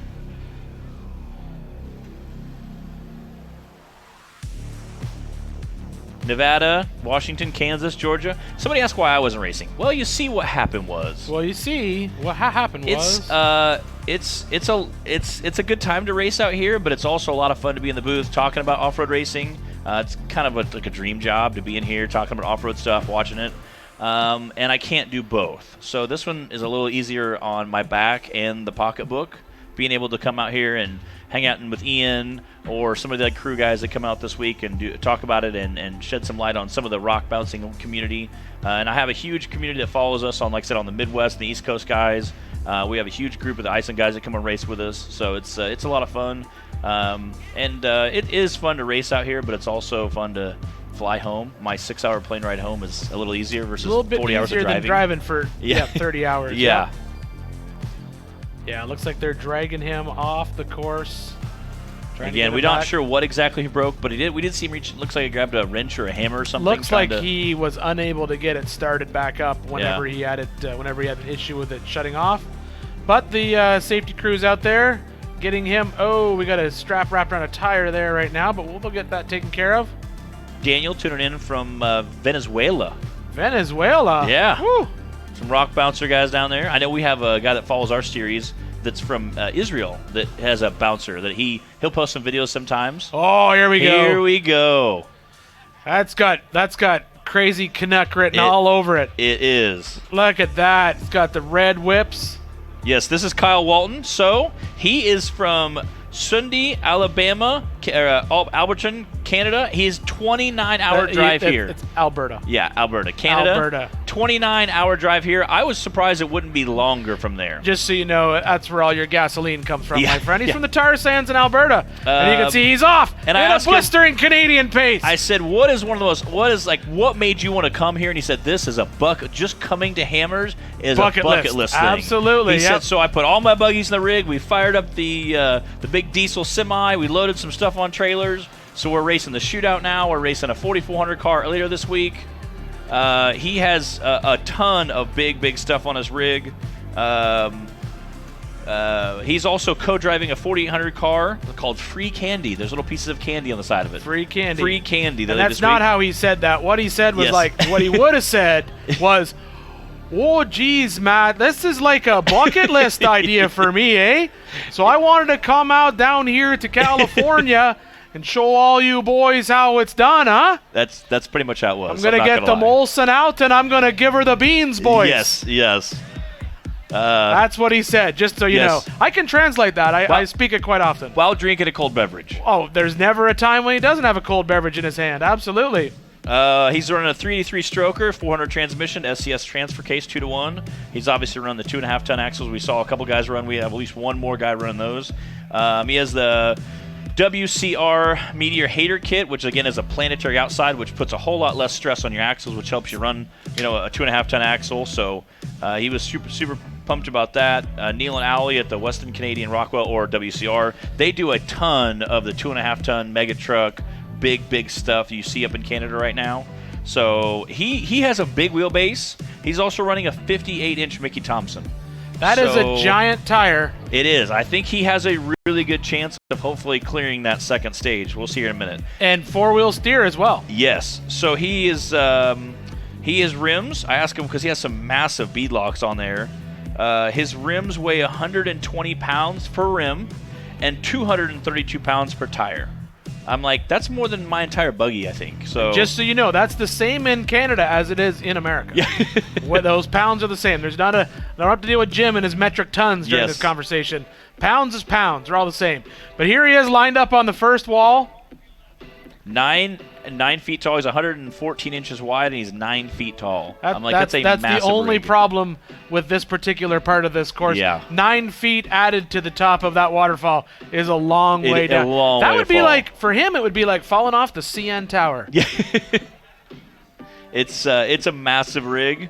He's also running a prototype inner air beadlock. Because I asked him, what kind of pressure are you going to run on your tires? He said, well, normally, I kind of told him what we run on some of our smaller stickies. Look at this. There we go. He's got the front tires up. See how I can do with that top ledge. He wants to thank Blaze Mechanical and Fabrication.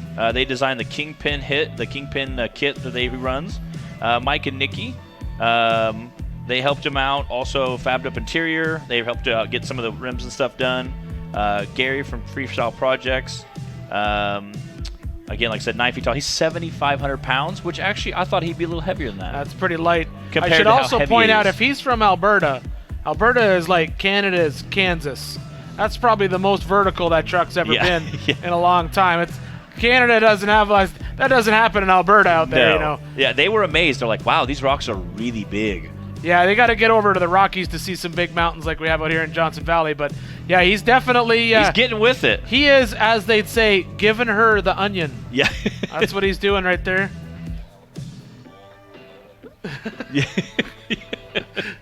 Yeah. EFM, they have a new ball joint tie rod type device that he's running. He said, should work out pretty well. Adam Nick Largent for Mad Science Motorsports. That's his remote tuner. He said, my tuner's in Texas. He just emails me the tune, which is so crazy. That is so steep right now. He's 9 feet tall and probably at a good, 60, 70 degrees. That is not a fun place to be. That's a big truck to have up that high. He's getting and then also a big truck to be coming back down the hill that far. Looks like he's going to back that thing up to Ontario and hit it. Axel Buster Off-Road is his off-road club he climbs with up there. They have some events they go out and have a good trail ride and get together. You can see the giant Canadian flag on top showing love to his hometown. No, that's a country. That's not a town, Matt. That's a whole. Well, I mean, that's its own to country. his town in Canada.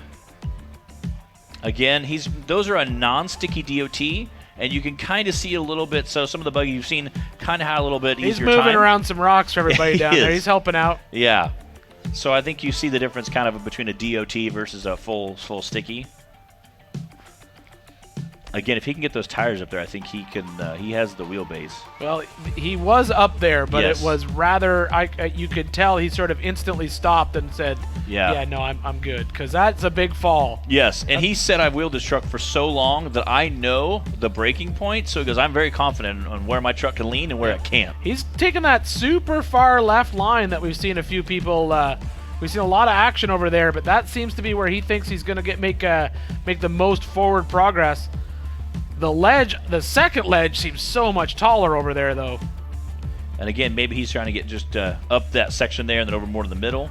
Again, like I said, we've seen kind of that little bit more far left line we've seen guys take, but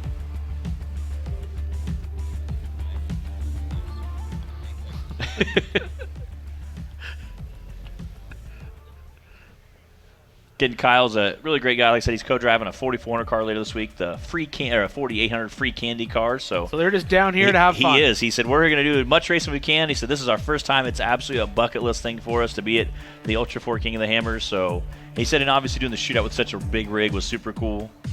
He was very happy to be here. He spent quite a bit of time making sure it would hold together to be able to bash on the rocks with such a big and heavy rig. Yep. I said, by far, you're the tallest, you're the heaviest, and you have the biggest tire in the shootout by far. There's a lot of firsts there. Yes, Yep. yes. Of course, I've seen Maddie Moon and her dad came down last year and raced their truck, and he's, I think, 10 feet tall. So I don't know if he's the tallest guy ever to run the shootout. Oh, here we go again. Go. That's cheating, though, for That that is. drone pilot. That truck's Yeah. way taller. So I don't know if he's the tallest guy ever, because like I said, Maddie Moon and her dad's truck. I think is 10 he's. years. I think he might be calling it. He was doing something. Oh no, maybe not. Looked like he was. I thought he was signaling that he was going to call it quits, but nope. Here he goes. Oh.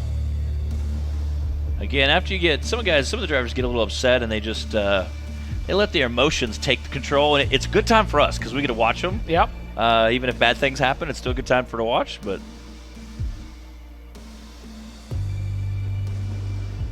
there we go, that big wide shot out there. You can see those rigid lights lighting up the trail that you see all the people out there watching the Holly EFI shootout.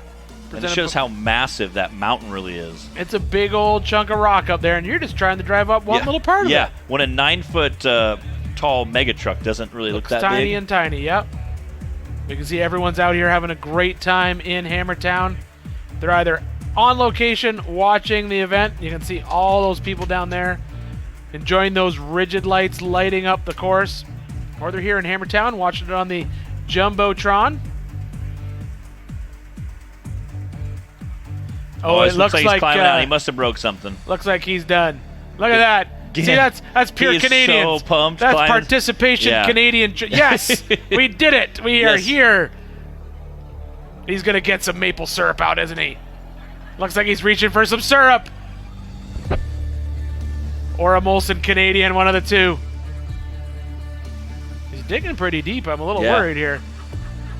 Oh, is he taking a selfie? That's exactly There what we he's go. doing. That's very Canadian. That is awesome. There you go. That is so awesome. You know what he's saying right now? He's saying, Yes. sorry for still blocking the course. Awesome. Huge shout out to Kyle for making that long trip down from Canada. Having a good time. Here's some fireworks going off. I don't know if these are Ultra 4 fireworks or just a spectator. It's like, hey, I brought some fireworks for the after If you're show. coming to the desert, you're bringing fireworks. Yeah. All kinds of fun stuff. We're in Illinois, so if you drive to Indiana, there's a fireworks store on like every corner. Looks like we have Nick Dunn coming up next.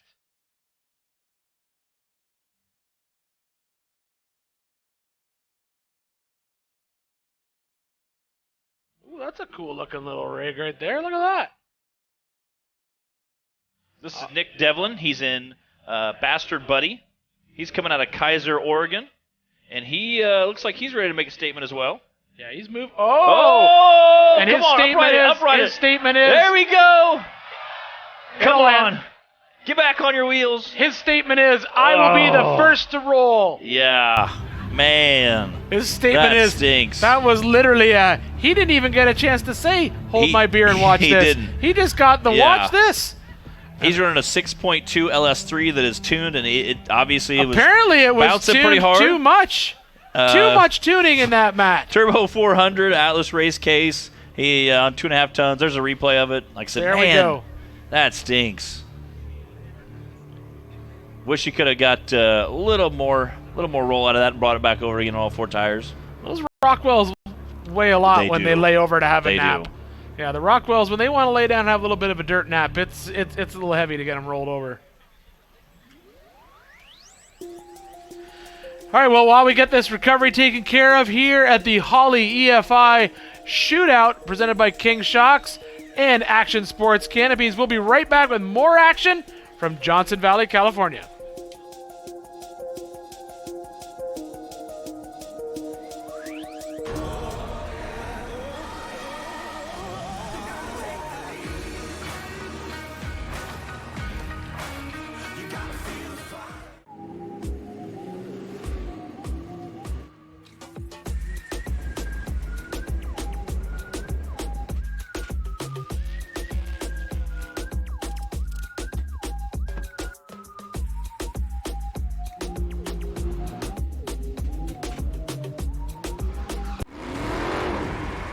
Over 25 years of off-road racing dominance.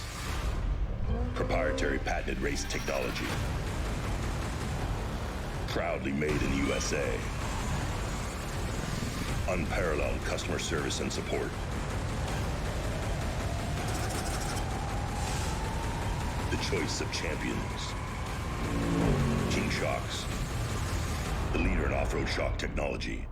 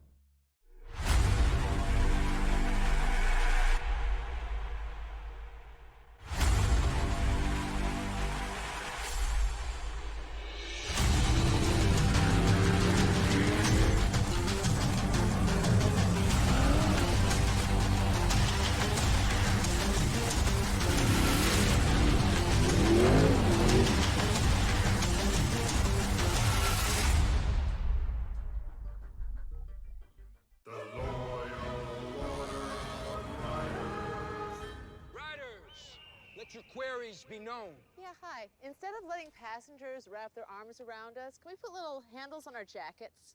Denied. Can you imagine? I want a new nickname. Can you guys start calling me Snake? No, Brian. Denied. How about we all get quotes to see if we can save with America's #1 motorcycle insurer? Approved. Cool. Hey, if Brian's not going to be Snake, can I be Snake? No. There once was a colt who was raised by goats. He struggled at first on the snow, the rocks, and the rivers. Then he became strong, capable of handling any terrain. And the colt became a Bronco. With 7 available goat modes that adapt the vehicle to go over any type of terrain, this is the all-new Bronco Sport.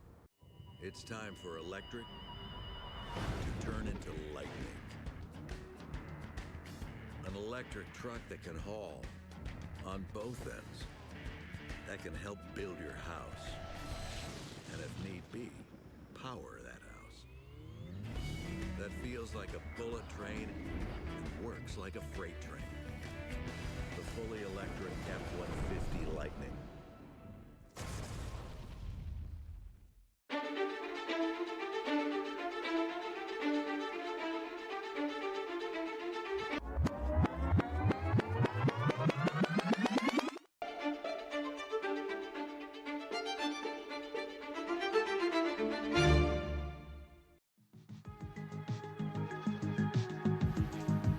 back in Johnson Valley here for the Holly EFI Shootout. This is Paul Wolf. He's in a Can-Am buggy. Obviously, we've seen a ton of Can-Am buggies so far doing some testing and tuning today. He's running a 37-inch MRT tire. Obviously, a lot bigger tire than a side-by-side normally runs, but he has won quite a few races and one championship in our side-by-side racing class, so he will smoke this. It looks like he's on pace to definitely delete that stage one. There's $7,500 right there, yeah, it looks like. 17 seconds in and out of it. I don't know how a 37-inch tire and about a 5-foot wheelbase will do on the second stage, so it looks like he's already done. He might just be like, he said, peace I'll out. take the money. I'm done. Thank you for showing up. So he is already done, said thanks for being here. Yep. He wanted to give a shout out to Crouch. He wanted to give a shout out to his beautiful wife and daughter who are at home, Christy and Laney. Thanks for letting him come out here, because he's going to be out here running a 4,400 car later this week. So that was 17, 18 seconds through that first section. Yeah, so he definitely made good time there. Yep, he just came in, took the check, and went home. He did. He smoked that course.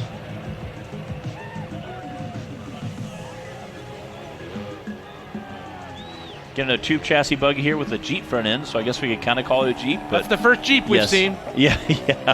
It's always funny when I see like a tube chassis with like a Jeep grill. I'm like, that's. I have one of those. Yeah, great. It's even better when it's a fiberglass, like trimmed down Jeep grill. So this is Josh Tomlinson out there in this obviously tube car with a Jeep. We're going to call it a Jeep. Headed up through this first section. Making quick left, work, and he's but again, going to come through, but it's going to be hard. Yeah, he is smoking that downhill section, but again, I don't think he's going to be quite as fast as Paul. Now it's going to be hard to beat that little Can-Am tube buggy side-by-side machine. Now he's going to drop down. Dropping in about 26. I would say he's our first big car, just because of the speed there. Again, running 1 tons with some 43 stickies, it looks like.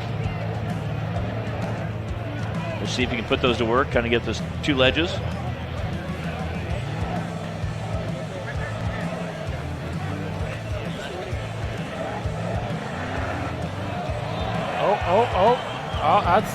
Oh, he's close. He's trying it. That's if he can. Good saves. That front end settled down really well. So he's going to line up, try and hit that again.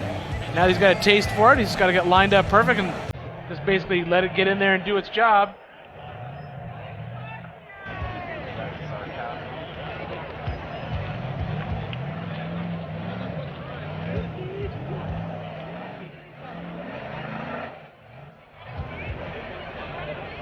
We didn't like that little bounce there. Trying to let it set a little bit, but looks like he's running a nice Brannick trailing arm there. They've been slowly starting to supply some of the bouncer guys with that big aluminum trailing arm. Good save. Got that thing into reverse pretty quick. Oh, man. Oh, dirt Hopefully nap, get back over. Back there over. We go, back up. There it is. There we go. Close the door and hit it again. Or is he done? Heck yeah. I think, there we go. He said, I'm here to party, let's go. There we go. Get that door closed. There we go. Silly doors. That's why the General Lee had him welded shut. Yeah, you don't want to sling out while you're making those big jumps. Yeah, sweet jumps getting away from sweet Roscoe. Jumps. Paul Wolf earlier today qualified 10th unofficially in UTV. Again, I know he'll be racing. I feel like he's saying I'm done. Yeah. Door won't stay closed. Roof's got a big dent in it. Knows he's going to make the highlight reel. Yeah, definitely. He's happy and he's driving away. So he's like, I'm good. I'm fine. There we go. Trying to flag everybody down. Get the drill landed. That's a great looking shot there. There we go. You can see all those people out there watching. Rigid lights lighting up the course for us tonight here at the Holly EFI Shootout. Some of the production crew up there. You can see some of the antennas powering all the cameras, getting all these great shots. Obviously, we're watching a drone footage now. We got a handful of guys that are obviously very, very skilled at drone footage. We've been watching a ton of that with the desert classes. All right, another, looks like, a little portal car. Looks like a moon buggy there. This is going to hurt everyone's feelings. I can feel it right now. Yeah, this might be our guy who makes it up. Yeah, I'm seeing 4-wheel steer, portals. I've got JHF. That's a Jesse Haynes fabrication chassis. Yeah, that's why I'm thinking it's not. Yeah. Thanks a lot, Jesse. Yeah, Jesse throwing some on portals. I see this going well. Again, we've had 2 moon buggies make it up this course, so this might be the third. Not this year. Not this year. Yes, sorry, not this year. In 2019, we had this as a bounty course after the rock bouncing racing.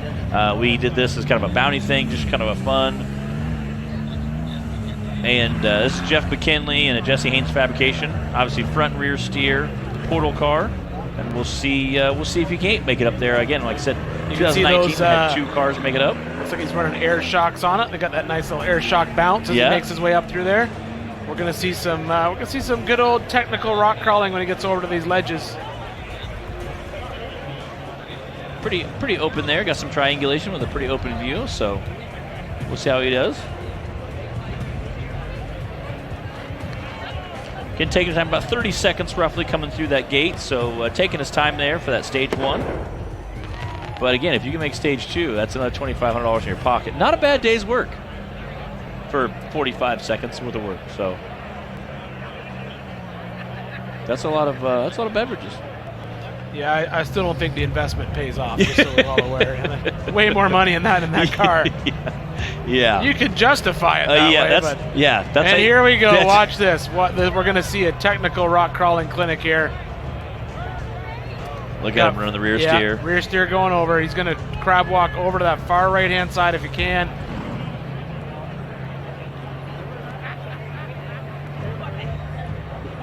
Yeah, he doesn't want the back end to get over before the front end. Yeah. You can see him basically throwing that front over. He's going to come over. There's a little bit of bite there. That may help him out. Maybe. Uh-oh. This may be it.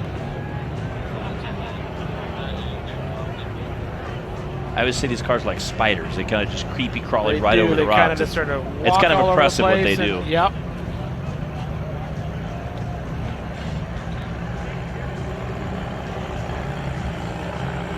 He also ran the Shootout in 2018 as well, so see if he can't knock out a $2,500 prize this year.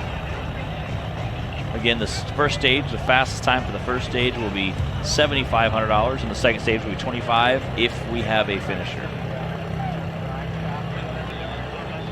That's an awesome view there. Yeah, see the rigid lights lighting up this side of this mountain for everybody here out here in Johnson Valley. See him working that rear steer, trying to get a good spot for that rear axle.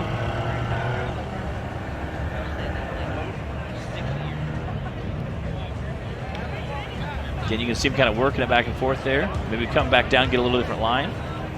Yeah, I don't think he felt that one working to his benefit, so he's going to set up again. Question is, will he stick to that far right, come up, and then work his way over to the right, or is he going to play around on the left a little bit? Ooh, that got a little squirrely. Light. Yeah, got a little light there. Get some of these cars also running that dual transfer case setup. Get down to that super low gear.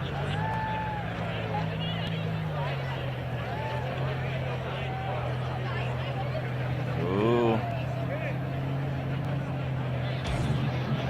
This is when you need to air down just a tad more. He's going to bring those rear tires over just a little bit. He wants to get that left front to crest that ledge. It's hard though. That's a hard climb. That is so steep.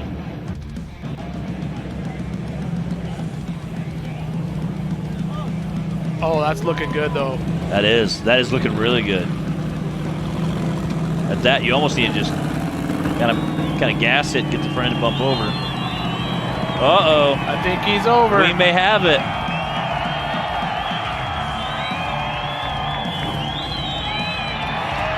There we go, out the top he goes, breaking the beam. And 3 that minutes is your, and 50 seconds. Woo! The first car we've seen get to the top.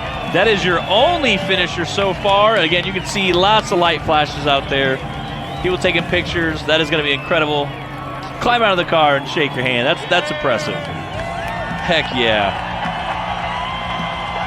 That is awesome. That's such an awesome feeling too, I'm sure, being the first guy to climb it. First guy to climb it, yep. But now the pressure's on. You know where the pressure's on now. Yeah. Good old Nick Nelson. Yeah, we'll see. Like I said, his car, he has a lot of very, very good parts on it. So, And Nick here Nelson, he is. speak of the devil. Speak of the devil, this is it. Busted knuckle fab chassis. Nick built this car. He's been out beating on it everywhere he could take it. He LT5 engine in it. Yeah. Lots of horsepower, big tires, all the good stuff. And he wants to come out here to basically put on a show that, hey, I may live in the West, but watch me build this rock bouncer. And it was kind of interesting when I found out he bought a bouncer. I was like, this is going to be interesting to see a West Coast guy run a bouncer.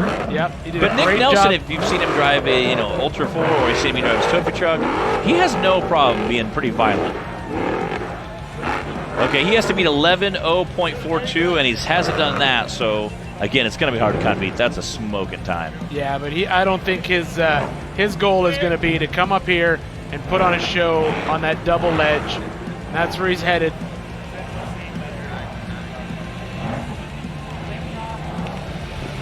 Again, Nick usually runs a nice yellow pattern, so we've seen him with his 4400 car before and his trophy truck.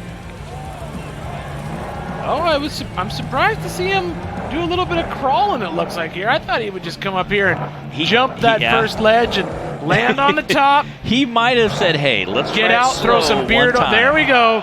Oh. Now the question is, do you crawl it? Running the rear steer. He's running that rear steer, but he doesn't like how it feels.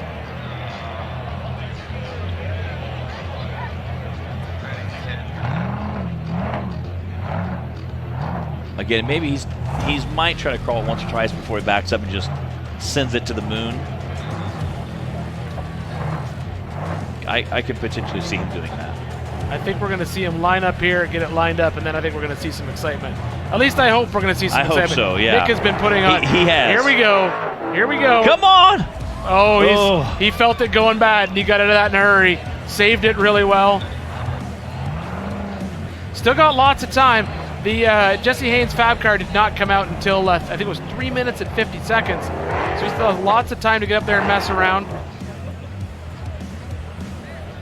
I think he's just picking his line. And hopefully we're going to see him back up. I can see him backing up and just hammering down. Come on, get up there. Oh no! Get on the wheels, get on the wheels, come on. There it is. Back up, all right, reverse. There we go. Woo! Good job, Nick. That's very typical rock bouncer fashion. He's getting it. I think he might be saying I'm done. Oh, that's a shame. There we go. Waves to the crowd. Yep, he's done. Definitely got out there and put on a great show. Gave it a good college try. That's a hard ledge. All right, Blake Clark is our next driver. Again, he's also running 2.5 tons. He was down there debating on doing it. And his buddy said, you want to do it? I'll pay the $250. And he said, okay. So that's how he decided to race tonight. There you go. There's no way he'd break more than $250 for the car. It's impossible. Running 2.5 tons. His wife and his daughter are here watching him. He's excited about that. He's from Salem, Oregon, about 17-hour drive. Death Truck is what he calls it. It's based on originally started out a long time ago, he said, as a CJ7, a very, very long time ago. I don't think I'd ever wheel anything that I named Death Truck. I'd want to name my truck like Soft, Cushy Ride, Friendly Truck. Mr. Truck McTruckface. Got it. Big truck face. Got his co-driver in there having a good time. He said he's running things he wanted to mention. He's running a throttle body injection. Oh, TBI, legit, old school. And a flex fan. Yes. He was very proud of those, so I said we'd make sure you mention them in the air. Yeah, well, you won't forget to turn on the flex fan. Yes, true, you won't. So he was very proud of those. Want to make sure we get those worked in. Atlas race case, 5-to-1, 2.5-ton Rockwells. Overbuilt Fabrication sponsored him, and that's who paid his buddy who paid his entry fee. So he said, please give him a shout out. Gets a sponsor. His girlfriend, Lindsay, she dismounted the IROC tires and mounted these for him while he was working on the truck in the shop. Oh, there you go. go. So he said, please give her a shout out. So, and now those are on 50-inch mega stickies. So megas. Look at that. Yeah. 50-inch mega stickies on the Death Truck. The gap in the middle is impressive on those. So obviously coming out, Moonbender's Fab, and his buddy Nick for helping him come out here. And I think his buddy Nick is in there co-driving with him. And again, they just came out, have a good time, wanted to come out and do some wheeling. And so his buddy said, hey, I'll pay your entry fee. You want to do it? And he said, all right, let's do it. So there we go. Having a good time out here. And now he's about to climb up this double rock face in his death truck. In his death truck. I don't think we're going to see a clear. Yes. Again, he's geared very, very low. So as you can tell. I don't think we'll see too much high wheel speed. Again, hopefully you can get those stickies to grip a little bit better, but big old fuel cell in the back.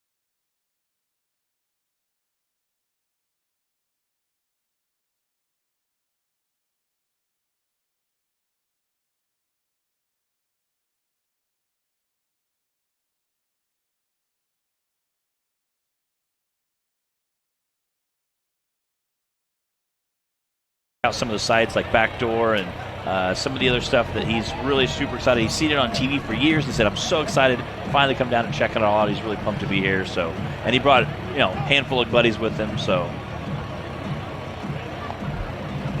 looks like he's making his way over to that far left side. See a little bit of action over there today. Again, see if he can pick up maybe a little bit better line.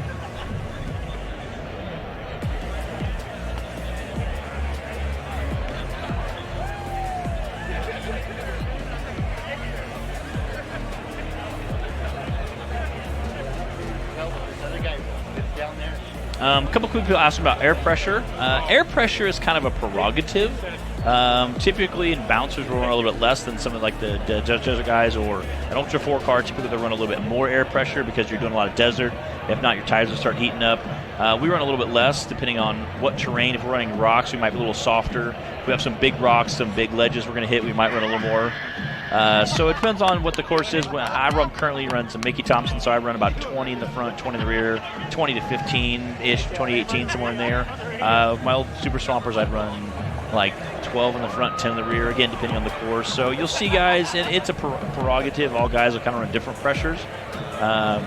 Everybody gets together and chats a little bit. Hey, so what are you doing? What are you doing? Now, again, we have different tire compounds. I think we've seen a different tire on every single vehicle here tonight. I think we have, so different tire on every rig for sure. So it's kind of different. You have, 12 different tires, 12 different tire sizes, 12 different tire compounds. So what one guy's running on air may not work for the next guy. Again, looks like he's trying to get up there, but we'll see if he can't get up there a little bit. But depending on the tire size they're going to run, that's going to vary the pressure. I'm sure the desert guys probably run quite a bit in their trucks or buggies as well. It was impressive watching tire changes in the pits. I always love watching that, just watching 30 guys hop on a rig and slinging stuff around, and how fast they can jack a truck up, have tires on. It's like NASCAR crews where they're fueling as well. And it's funny because they'll slam that thing in fuel and they'll be fueling for 15, 20 seconds and put 40 gallons of fuel in. Yeah, the fast fill and the fuel towers make a huge difference. It's difference. It's impressive. Yeah. With the dry brakes and all that kind of stuff. Yeah. Huge difference when it comes to filling these race cars up. I don't know if he's done. No, looks like he's going back in for more. He's going in for seconds or thirds or 17ths.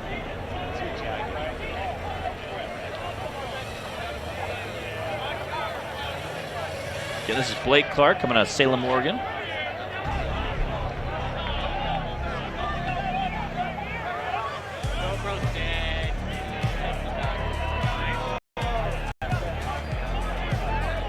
Trying to get lined up there.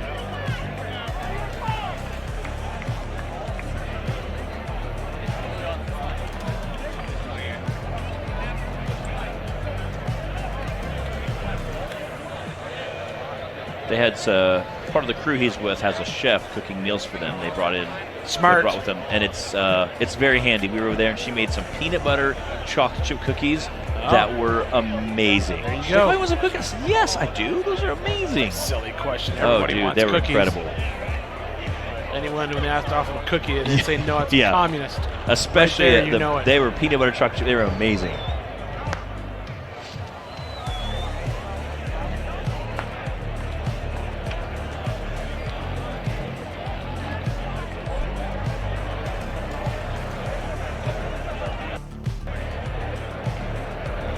Again, he's trying to get it bumped up there, but again, it's a much bigger chassis. He's geared much lower, so you're not being able to get the wheel speed you probably need to really kind of get up there and thrash. Again, which is great for a trail. If you want to go out and do some crawling with it, it's a lot of fun, but it's just not something you're going to be able to get that wheel speed out of it needs. Yeah, and it's early in the week. I don't know if I'd be looking to put this truck on its roof if you were coming down here to play all week, but his sponsors in the passenger seat, he's probably telling him to hit it harder. It is. And I'm sure his buddy is always saying, go faster, go faster. Buddies are really good for that. They are. They always will help you spend your money and break your stuff. They will. You show up with a rig in an off-road park, doing some testing and tuning, shooting a promo, and spectators are always there to tell you to go faster, go harder. Yep. Jump further. Yeah, jump further. Yeah, that's always a good time. Yeah,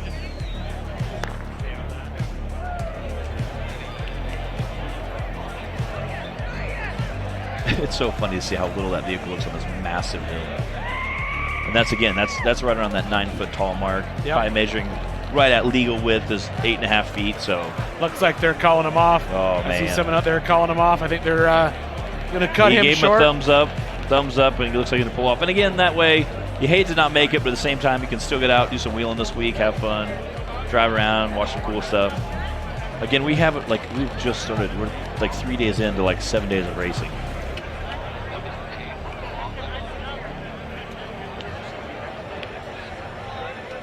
All right, I think this might be our last. Oh, another. See, these moon buggies just wondering everyone's feelings. They are. That's how it's going to work. And again, I guarantee you he was watching the guy before him. His goal is just to beat him. Yes. He said, I only got to beat one guy right now.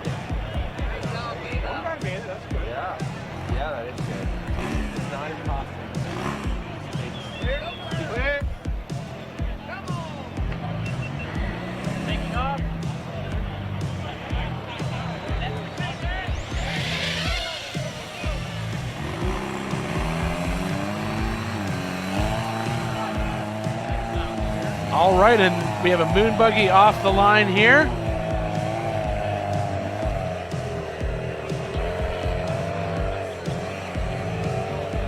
I love looking at moon buggies. They're just such a weird-looking shaped vehicle. They are very weird. I remember they first came on the scene many years ago. One of the very first ones was the Tiny VW Air Cool. That's where I first met Jason Shira. Yeah. Was when he was driving that car many, many years ago. I think it was back in 2005.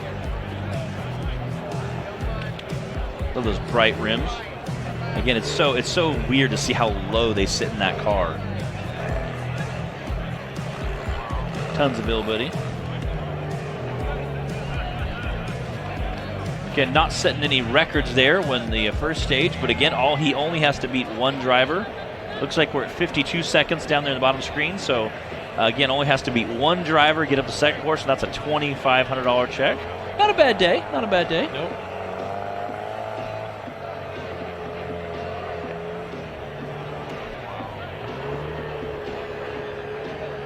And I guarantee you he spent quite a bit of time watching the other drivers. That's one of the benefits to racing one at a time. Again, how your order runs, but you can kind of watch everybody else pick their lines and go, hey, this worked, this didn't. Yep. You can see him working his way around, getting that rear steer back and forth. He's trying to get up on that bottom ledge. He's on the other side of the wall. Oh, there he is. There we go. Up he goes. Center of gravity in these moon buggies is so low. And you can kind of see those tires flexing a little bit. He must be running pretty low air pressure. It's crazy how lightweight these things are. He has 2 minutes to make it up this ledge to win at this point. I believe it was 350 the other car came out. Again, and I'm sure he watched every bit of that. It looks like he's almost taken the exact same path. Yeah, I think you're right. Which is smart. I mean, if you see what works, you might as well just follow it in. Yep. Oh. Looks like his rear tire's hooked there, so he should be good to go. Oh.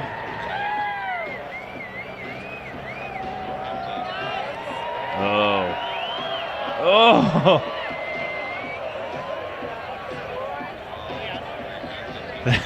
What do you do there? Do you kind of back up? Do you gas it? No, you just got to drive up from that. Creep up it? Just creep it up. That's how they'll do it. Those little moon buggies, it was like, creeper, Oh. creeper, crawly. There he is. Trip the beans at 247. And he's out. He's the top. up. That is your new leader. I'm going to go out on a limb and say that's your winner. Yeah, $2,500 right there. Again, Jesse Haynes Fabrication Chassis. Jesse got to be happy with that. The only two guys that climb were running his chassis. He's definitely going to be pretty excited. Again, he's come out here and run several classes. He has. Yep. He's very happy with his moon buggy. There we go. Heck yeah, that is awesome.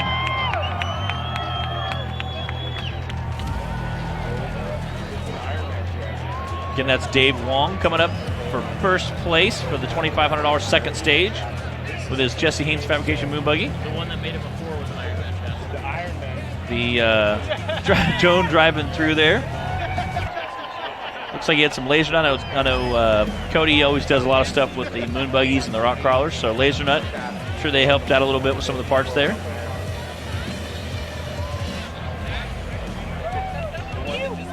That is awesome. Super excited for him.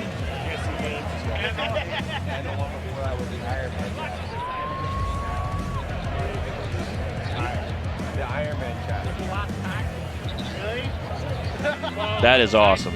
Super excited for those guys. Cheering them on. Again, you can see a handful of rigs to the side. That's kind of your second guys, or there's some broken rigs down there. They'll get pulled out of the way. Typical bouncer carnage. So we have a Jesse Haynes chassis came in first. Iron Man Fabrication was our second place for that second stage. That Jesse Haynes Fab Moon Buggy made quick work of that Very second quick work. stage. It's very impressive. Yes. And again, the best part about doing something like that, he didn't break anything, so now you can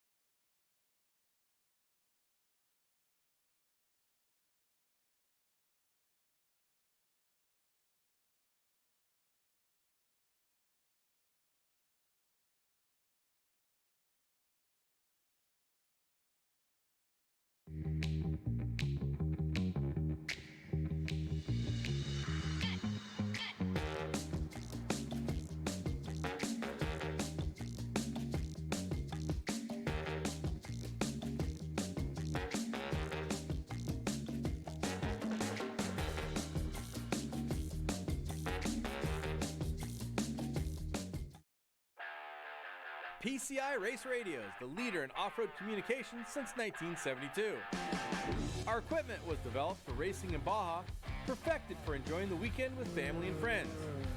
Stay in touch with our Trax stereo intercoms, two-way radios, satellite communications, helmets and headsets. Find new adventures with GPS. Breathe clean air with Race Air Fresh Air systems. PCI has the highest quality communications, navigation, and safety equipment, backed by the best support in the industry. Find us at hundreds of events each year, supporting our equipment on site and providing the PCI Weatherman Relay.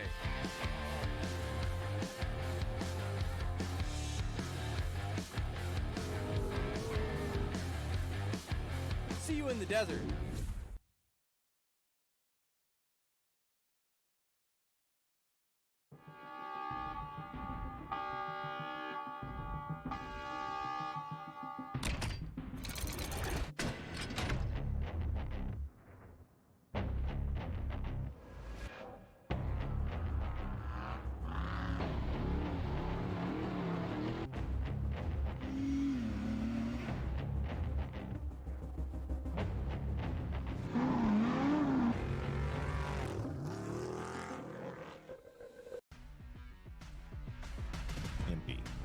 A tradition of performance. For over 60 years, a brand synonymous with VWs. Known around the world for quality, speed, and innovation.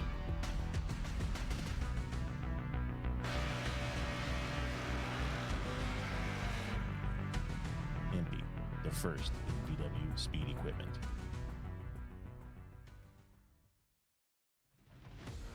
Rocks, sand, heat. Life off-road is tough. We wouldn't have it any other way. If AMSOIL products are designed for this kind of punishment, think about what they can do for your daily driver. Upgrade to AMSOIL protection today and get fast free shipping from AMSOIL.com.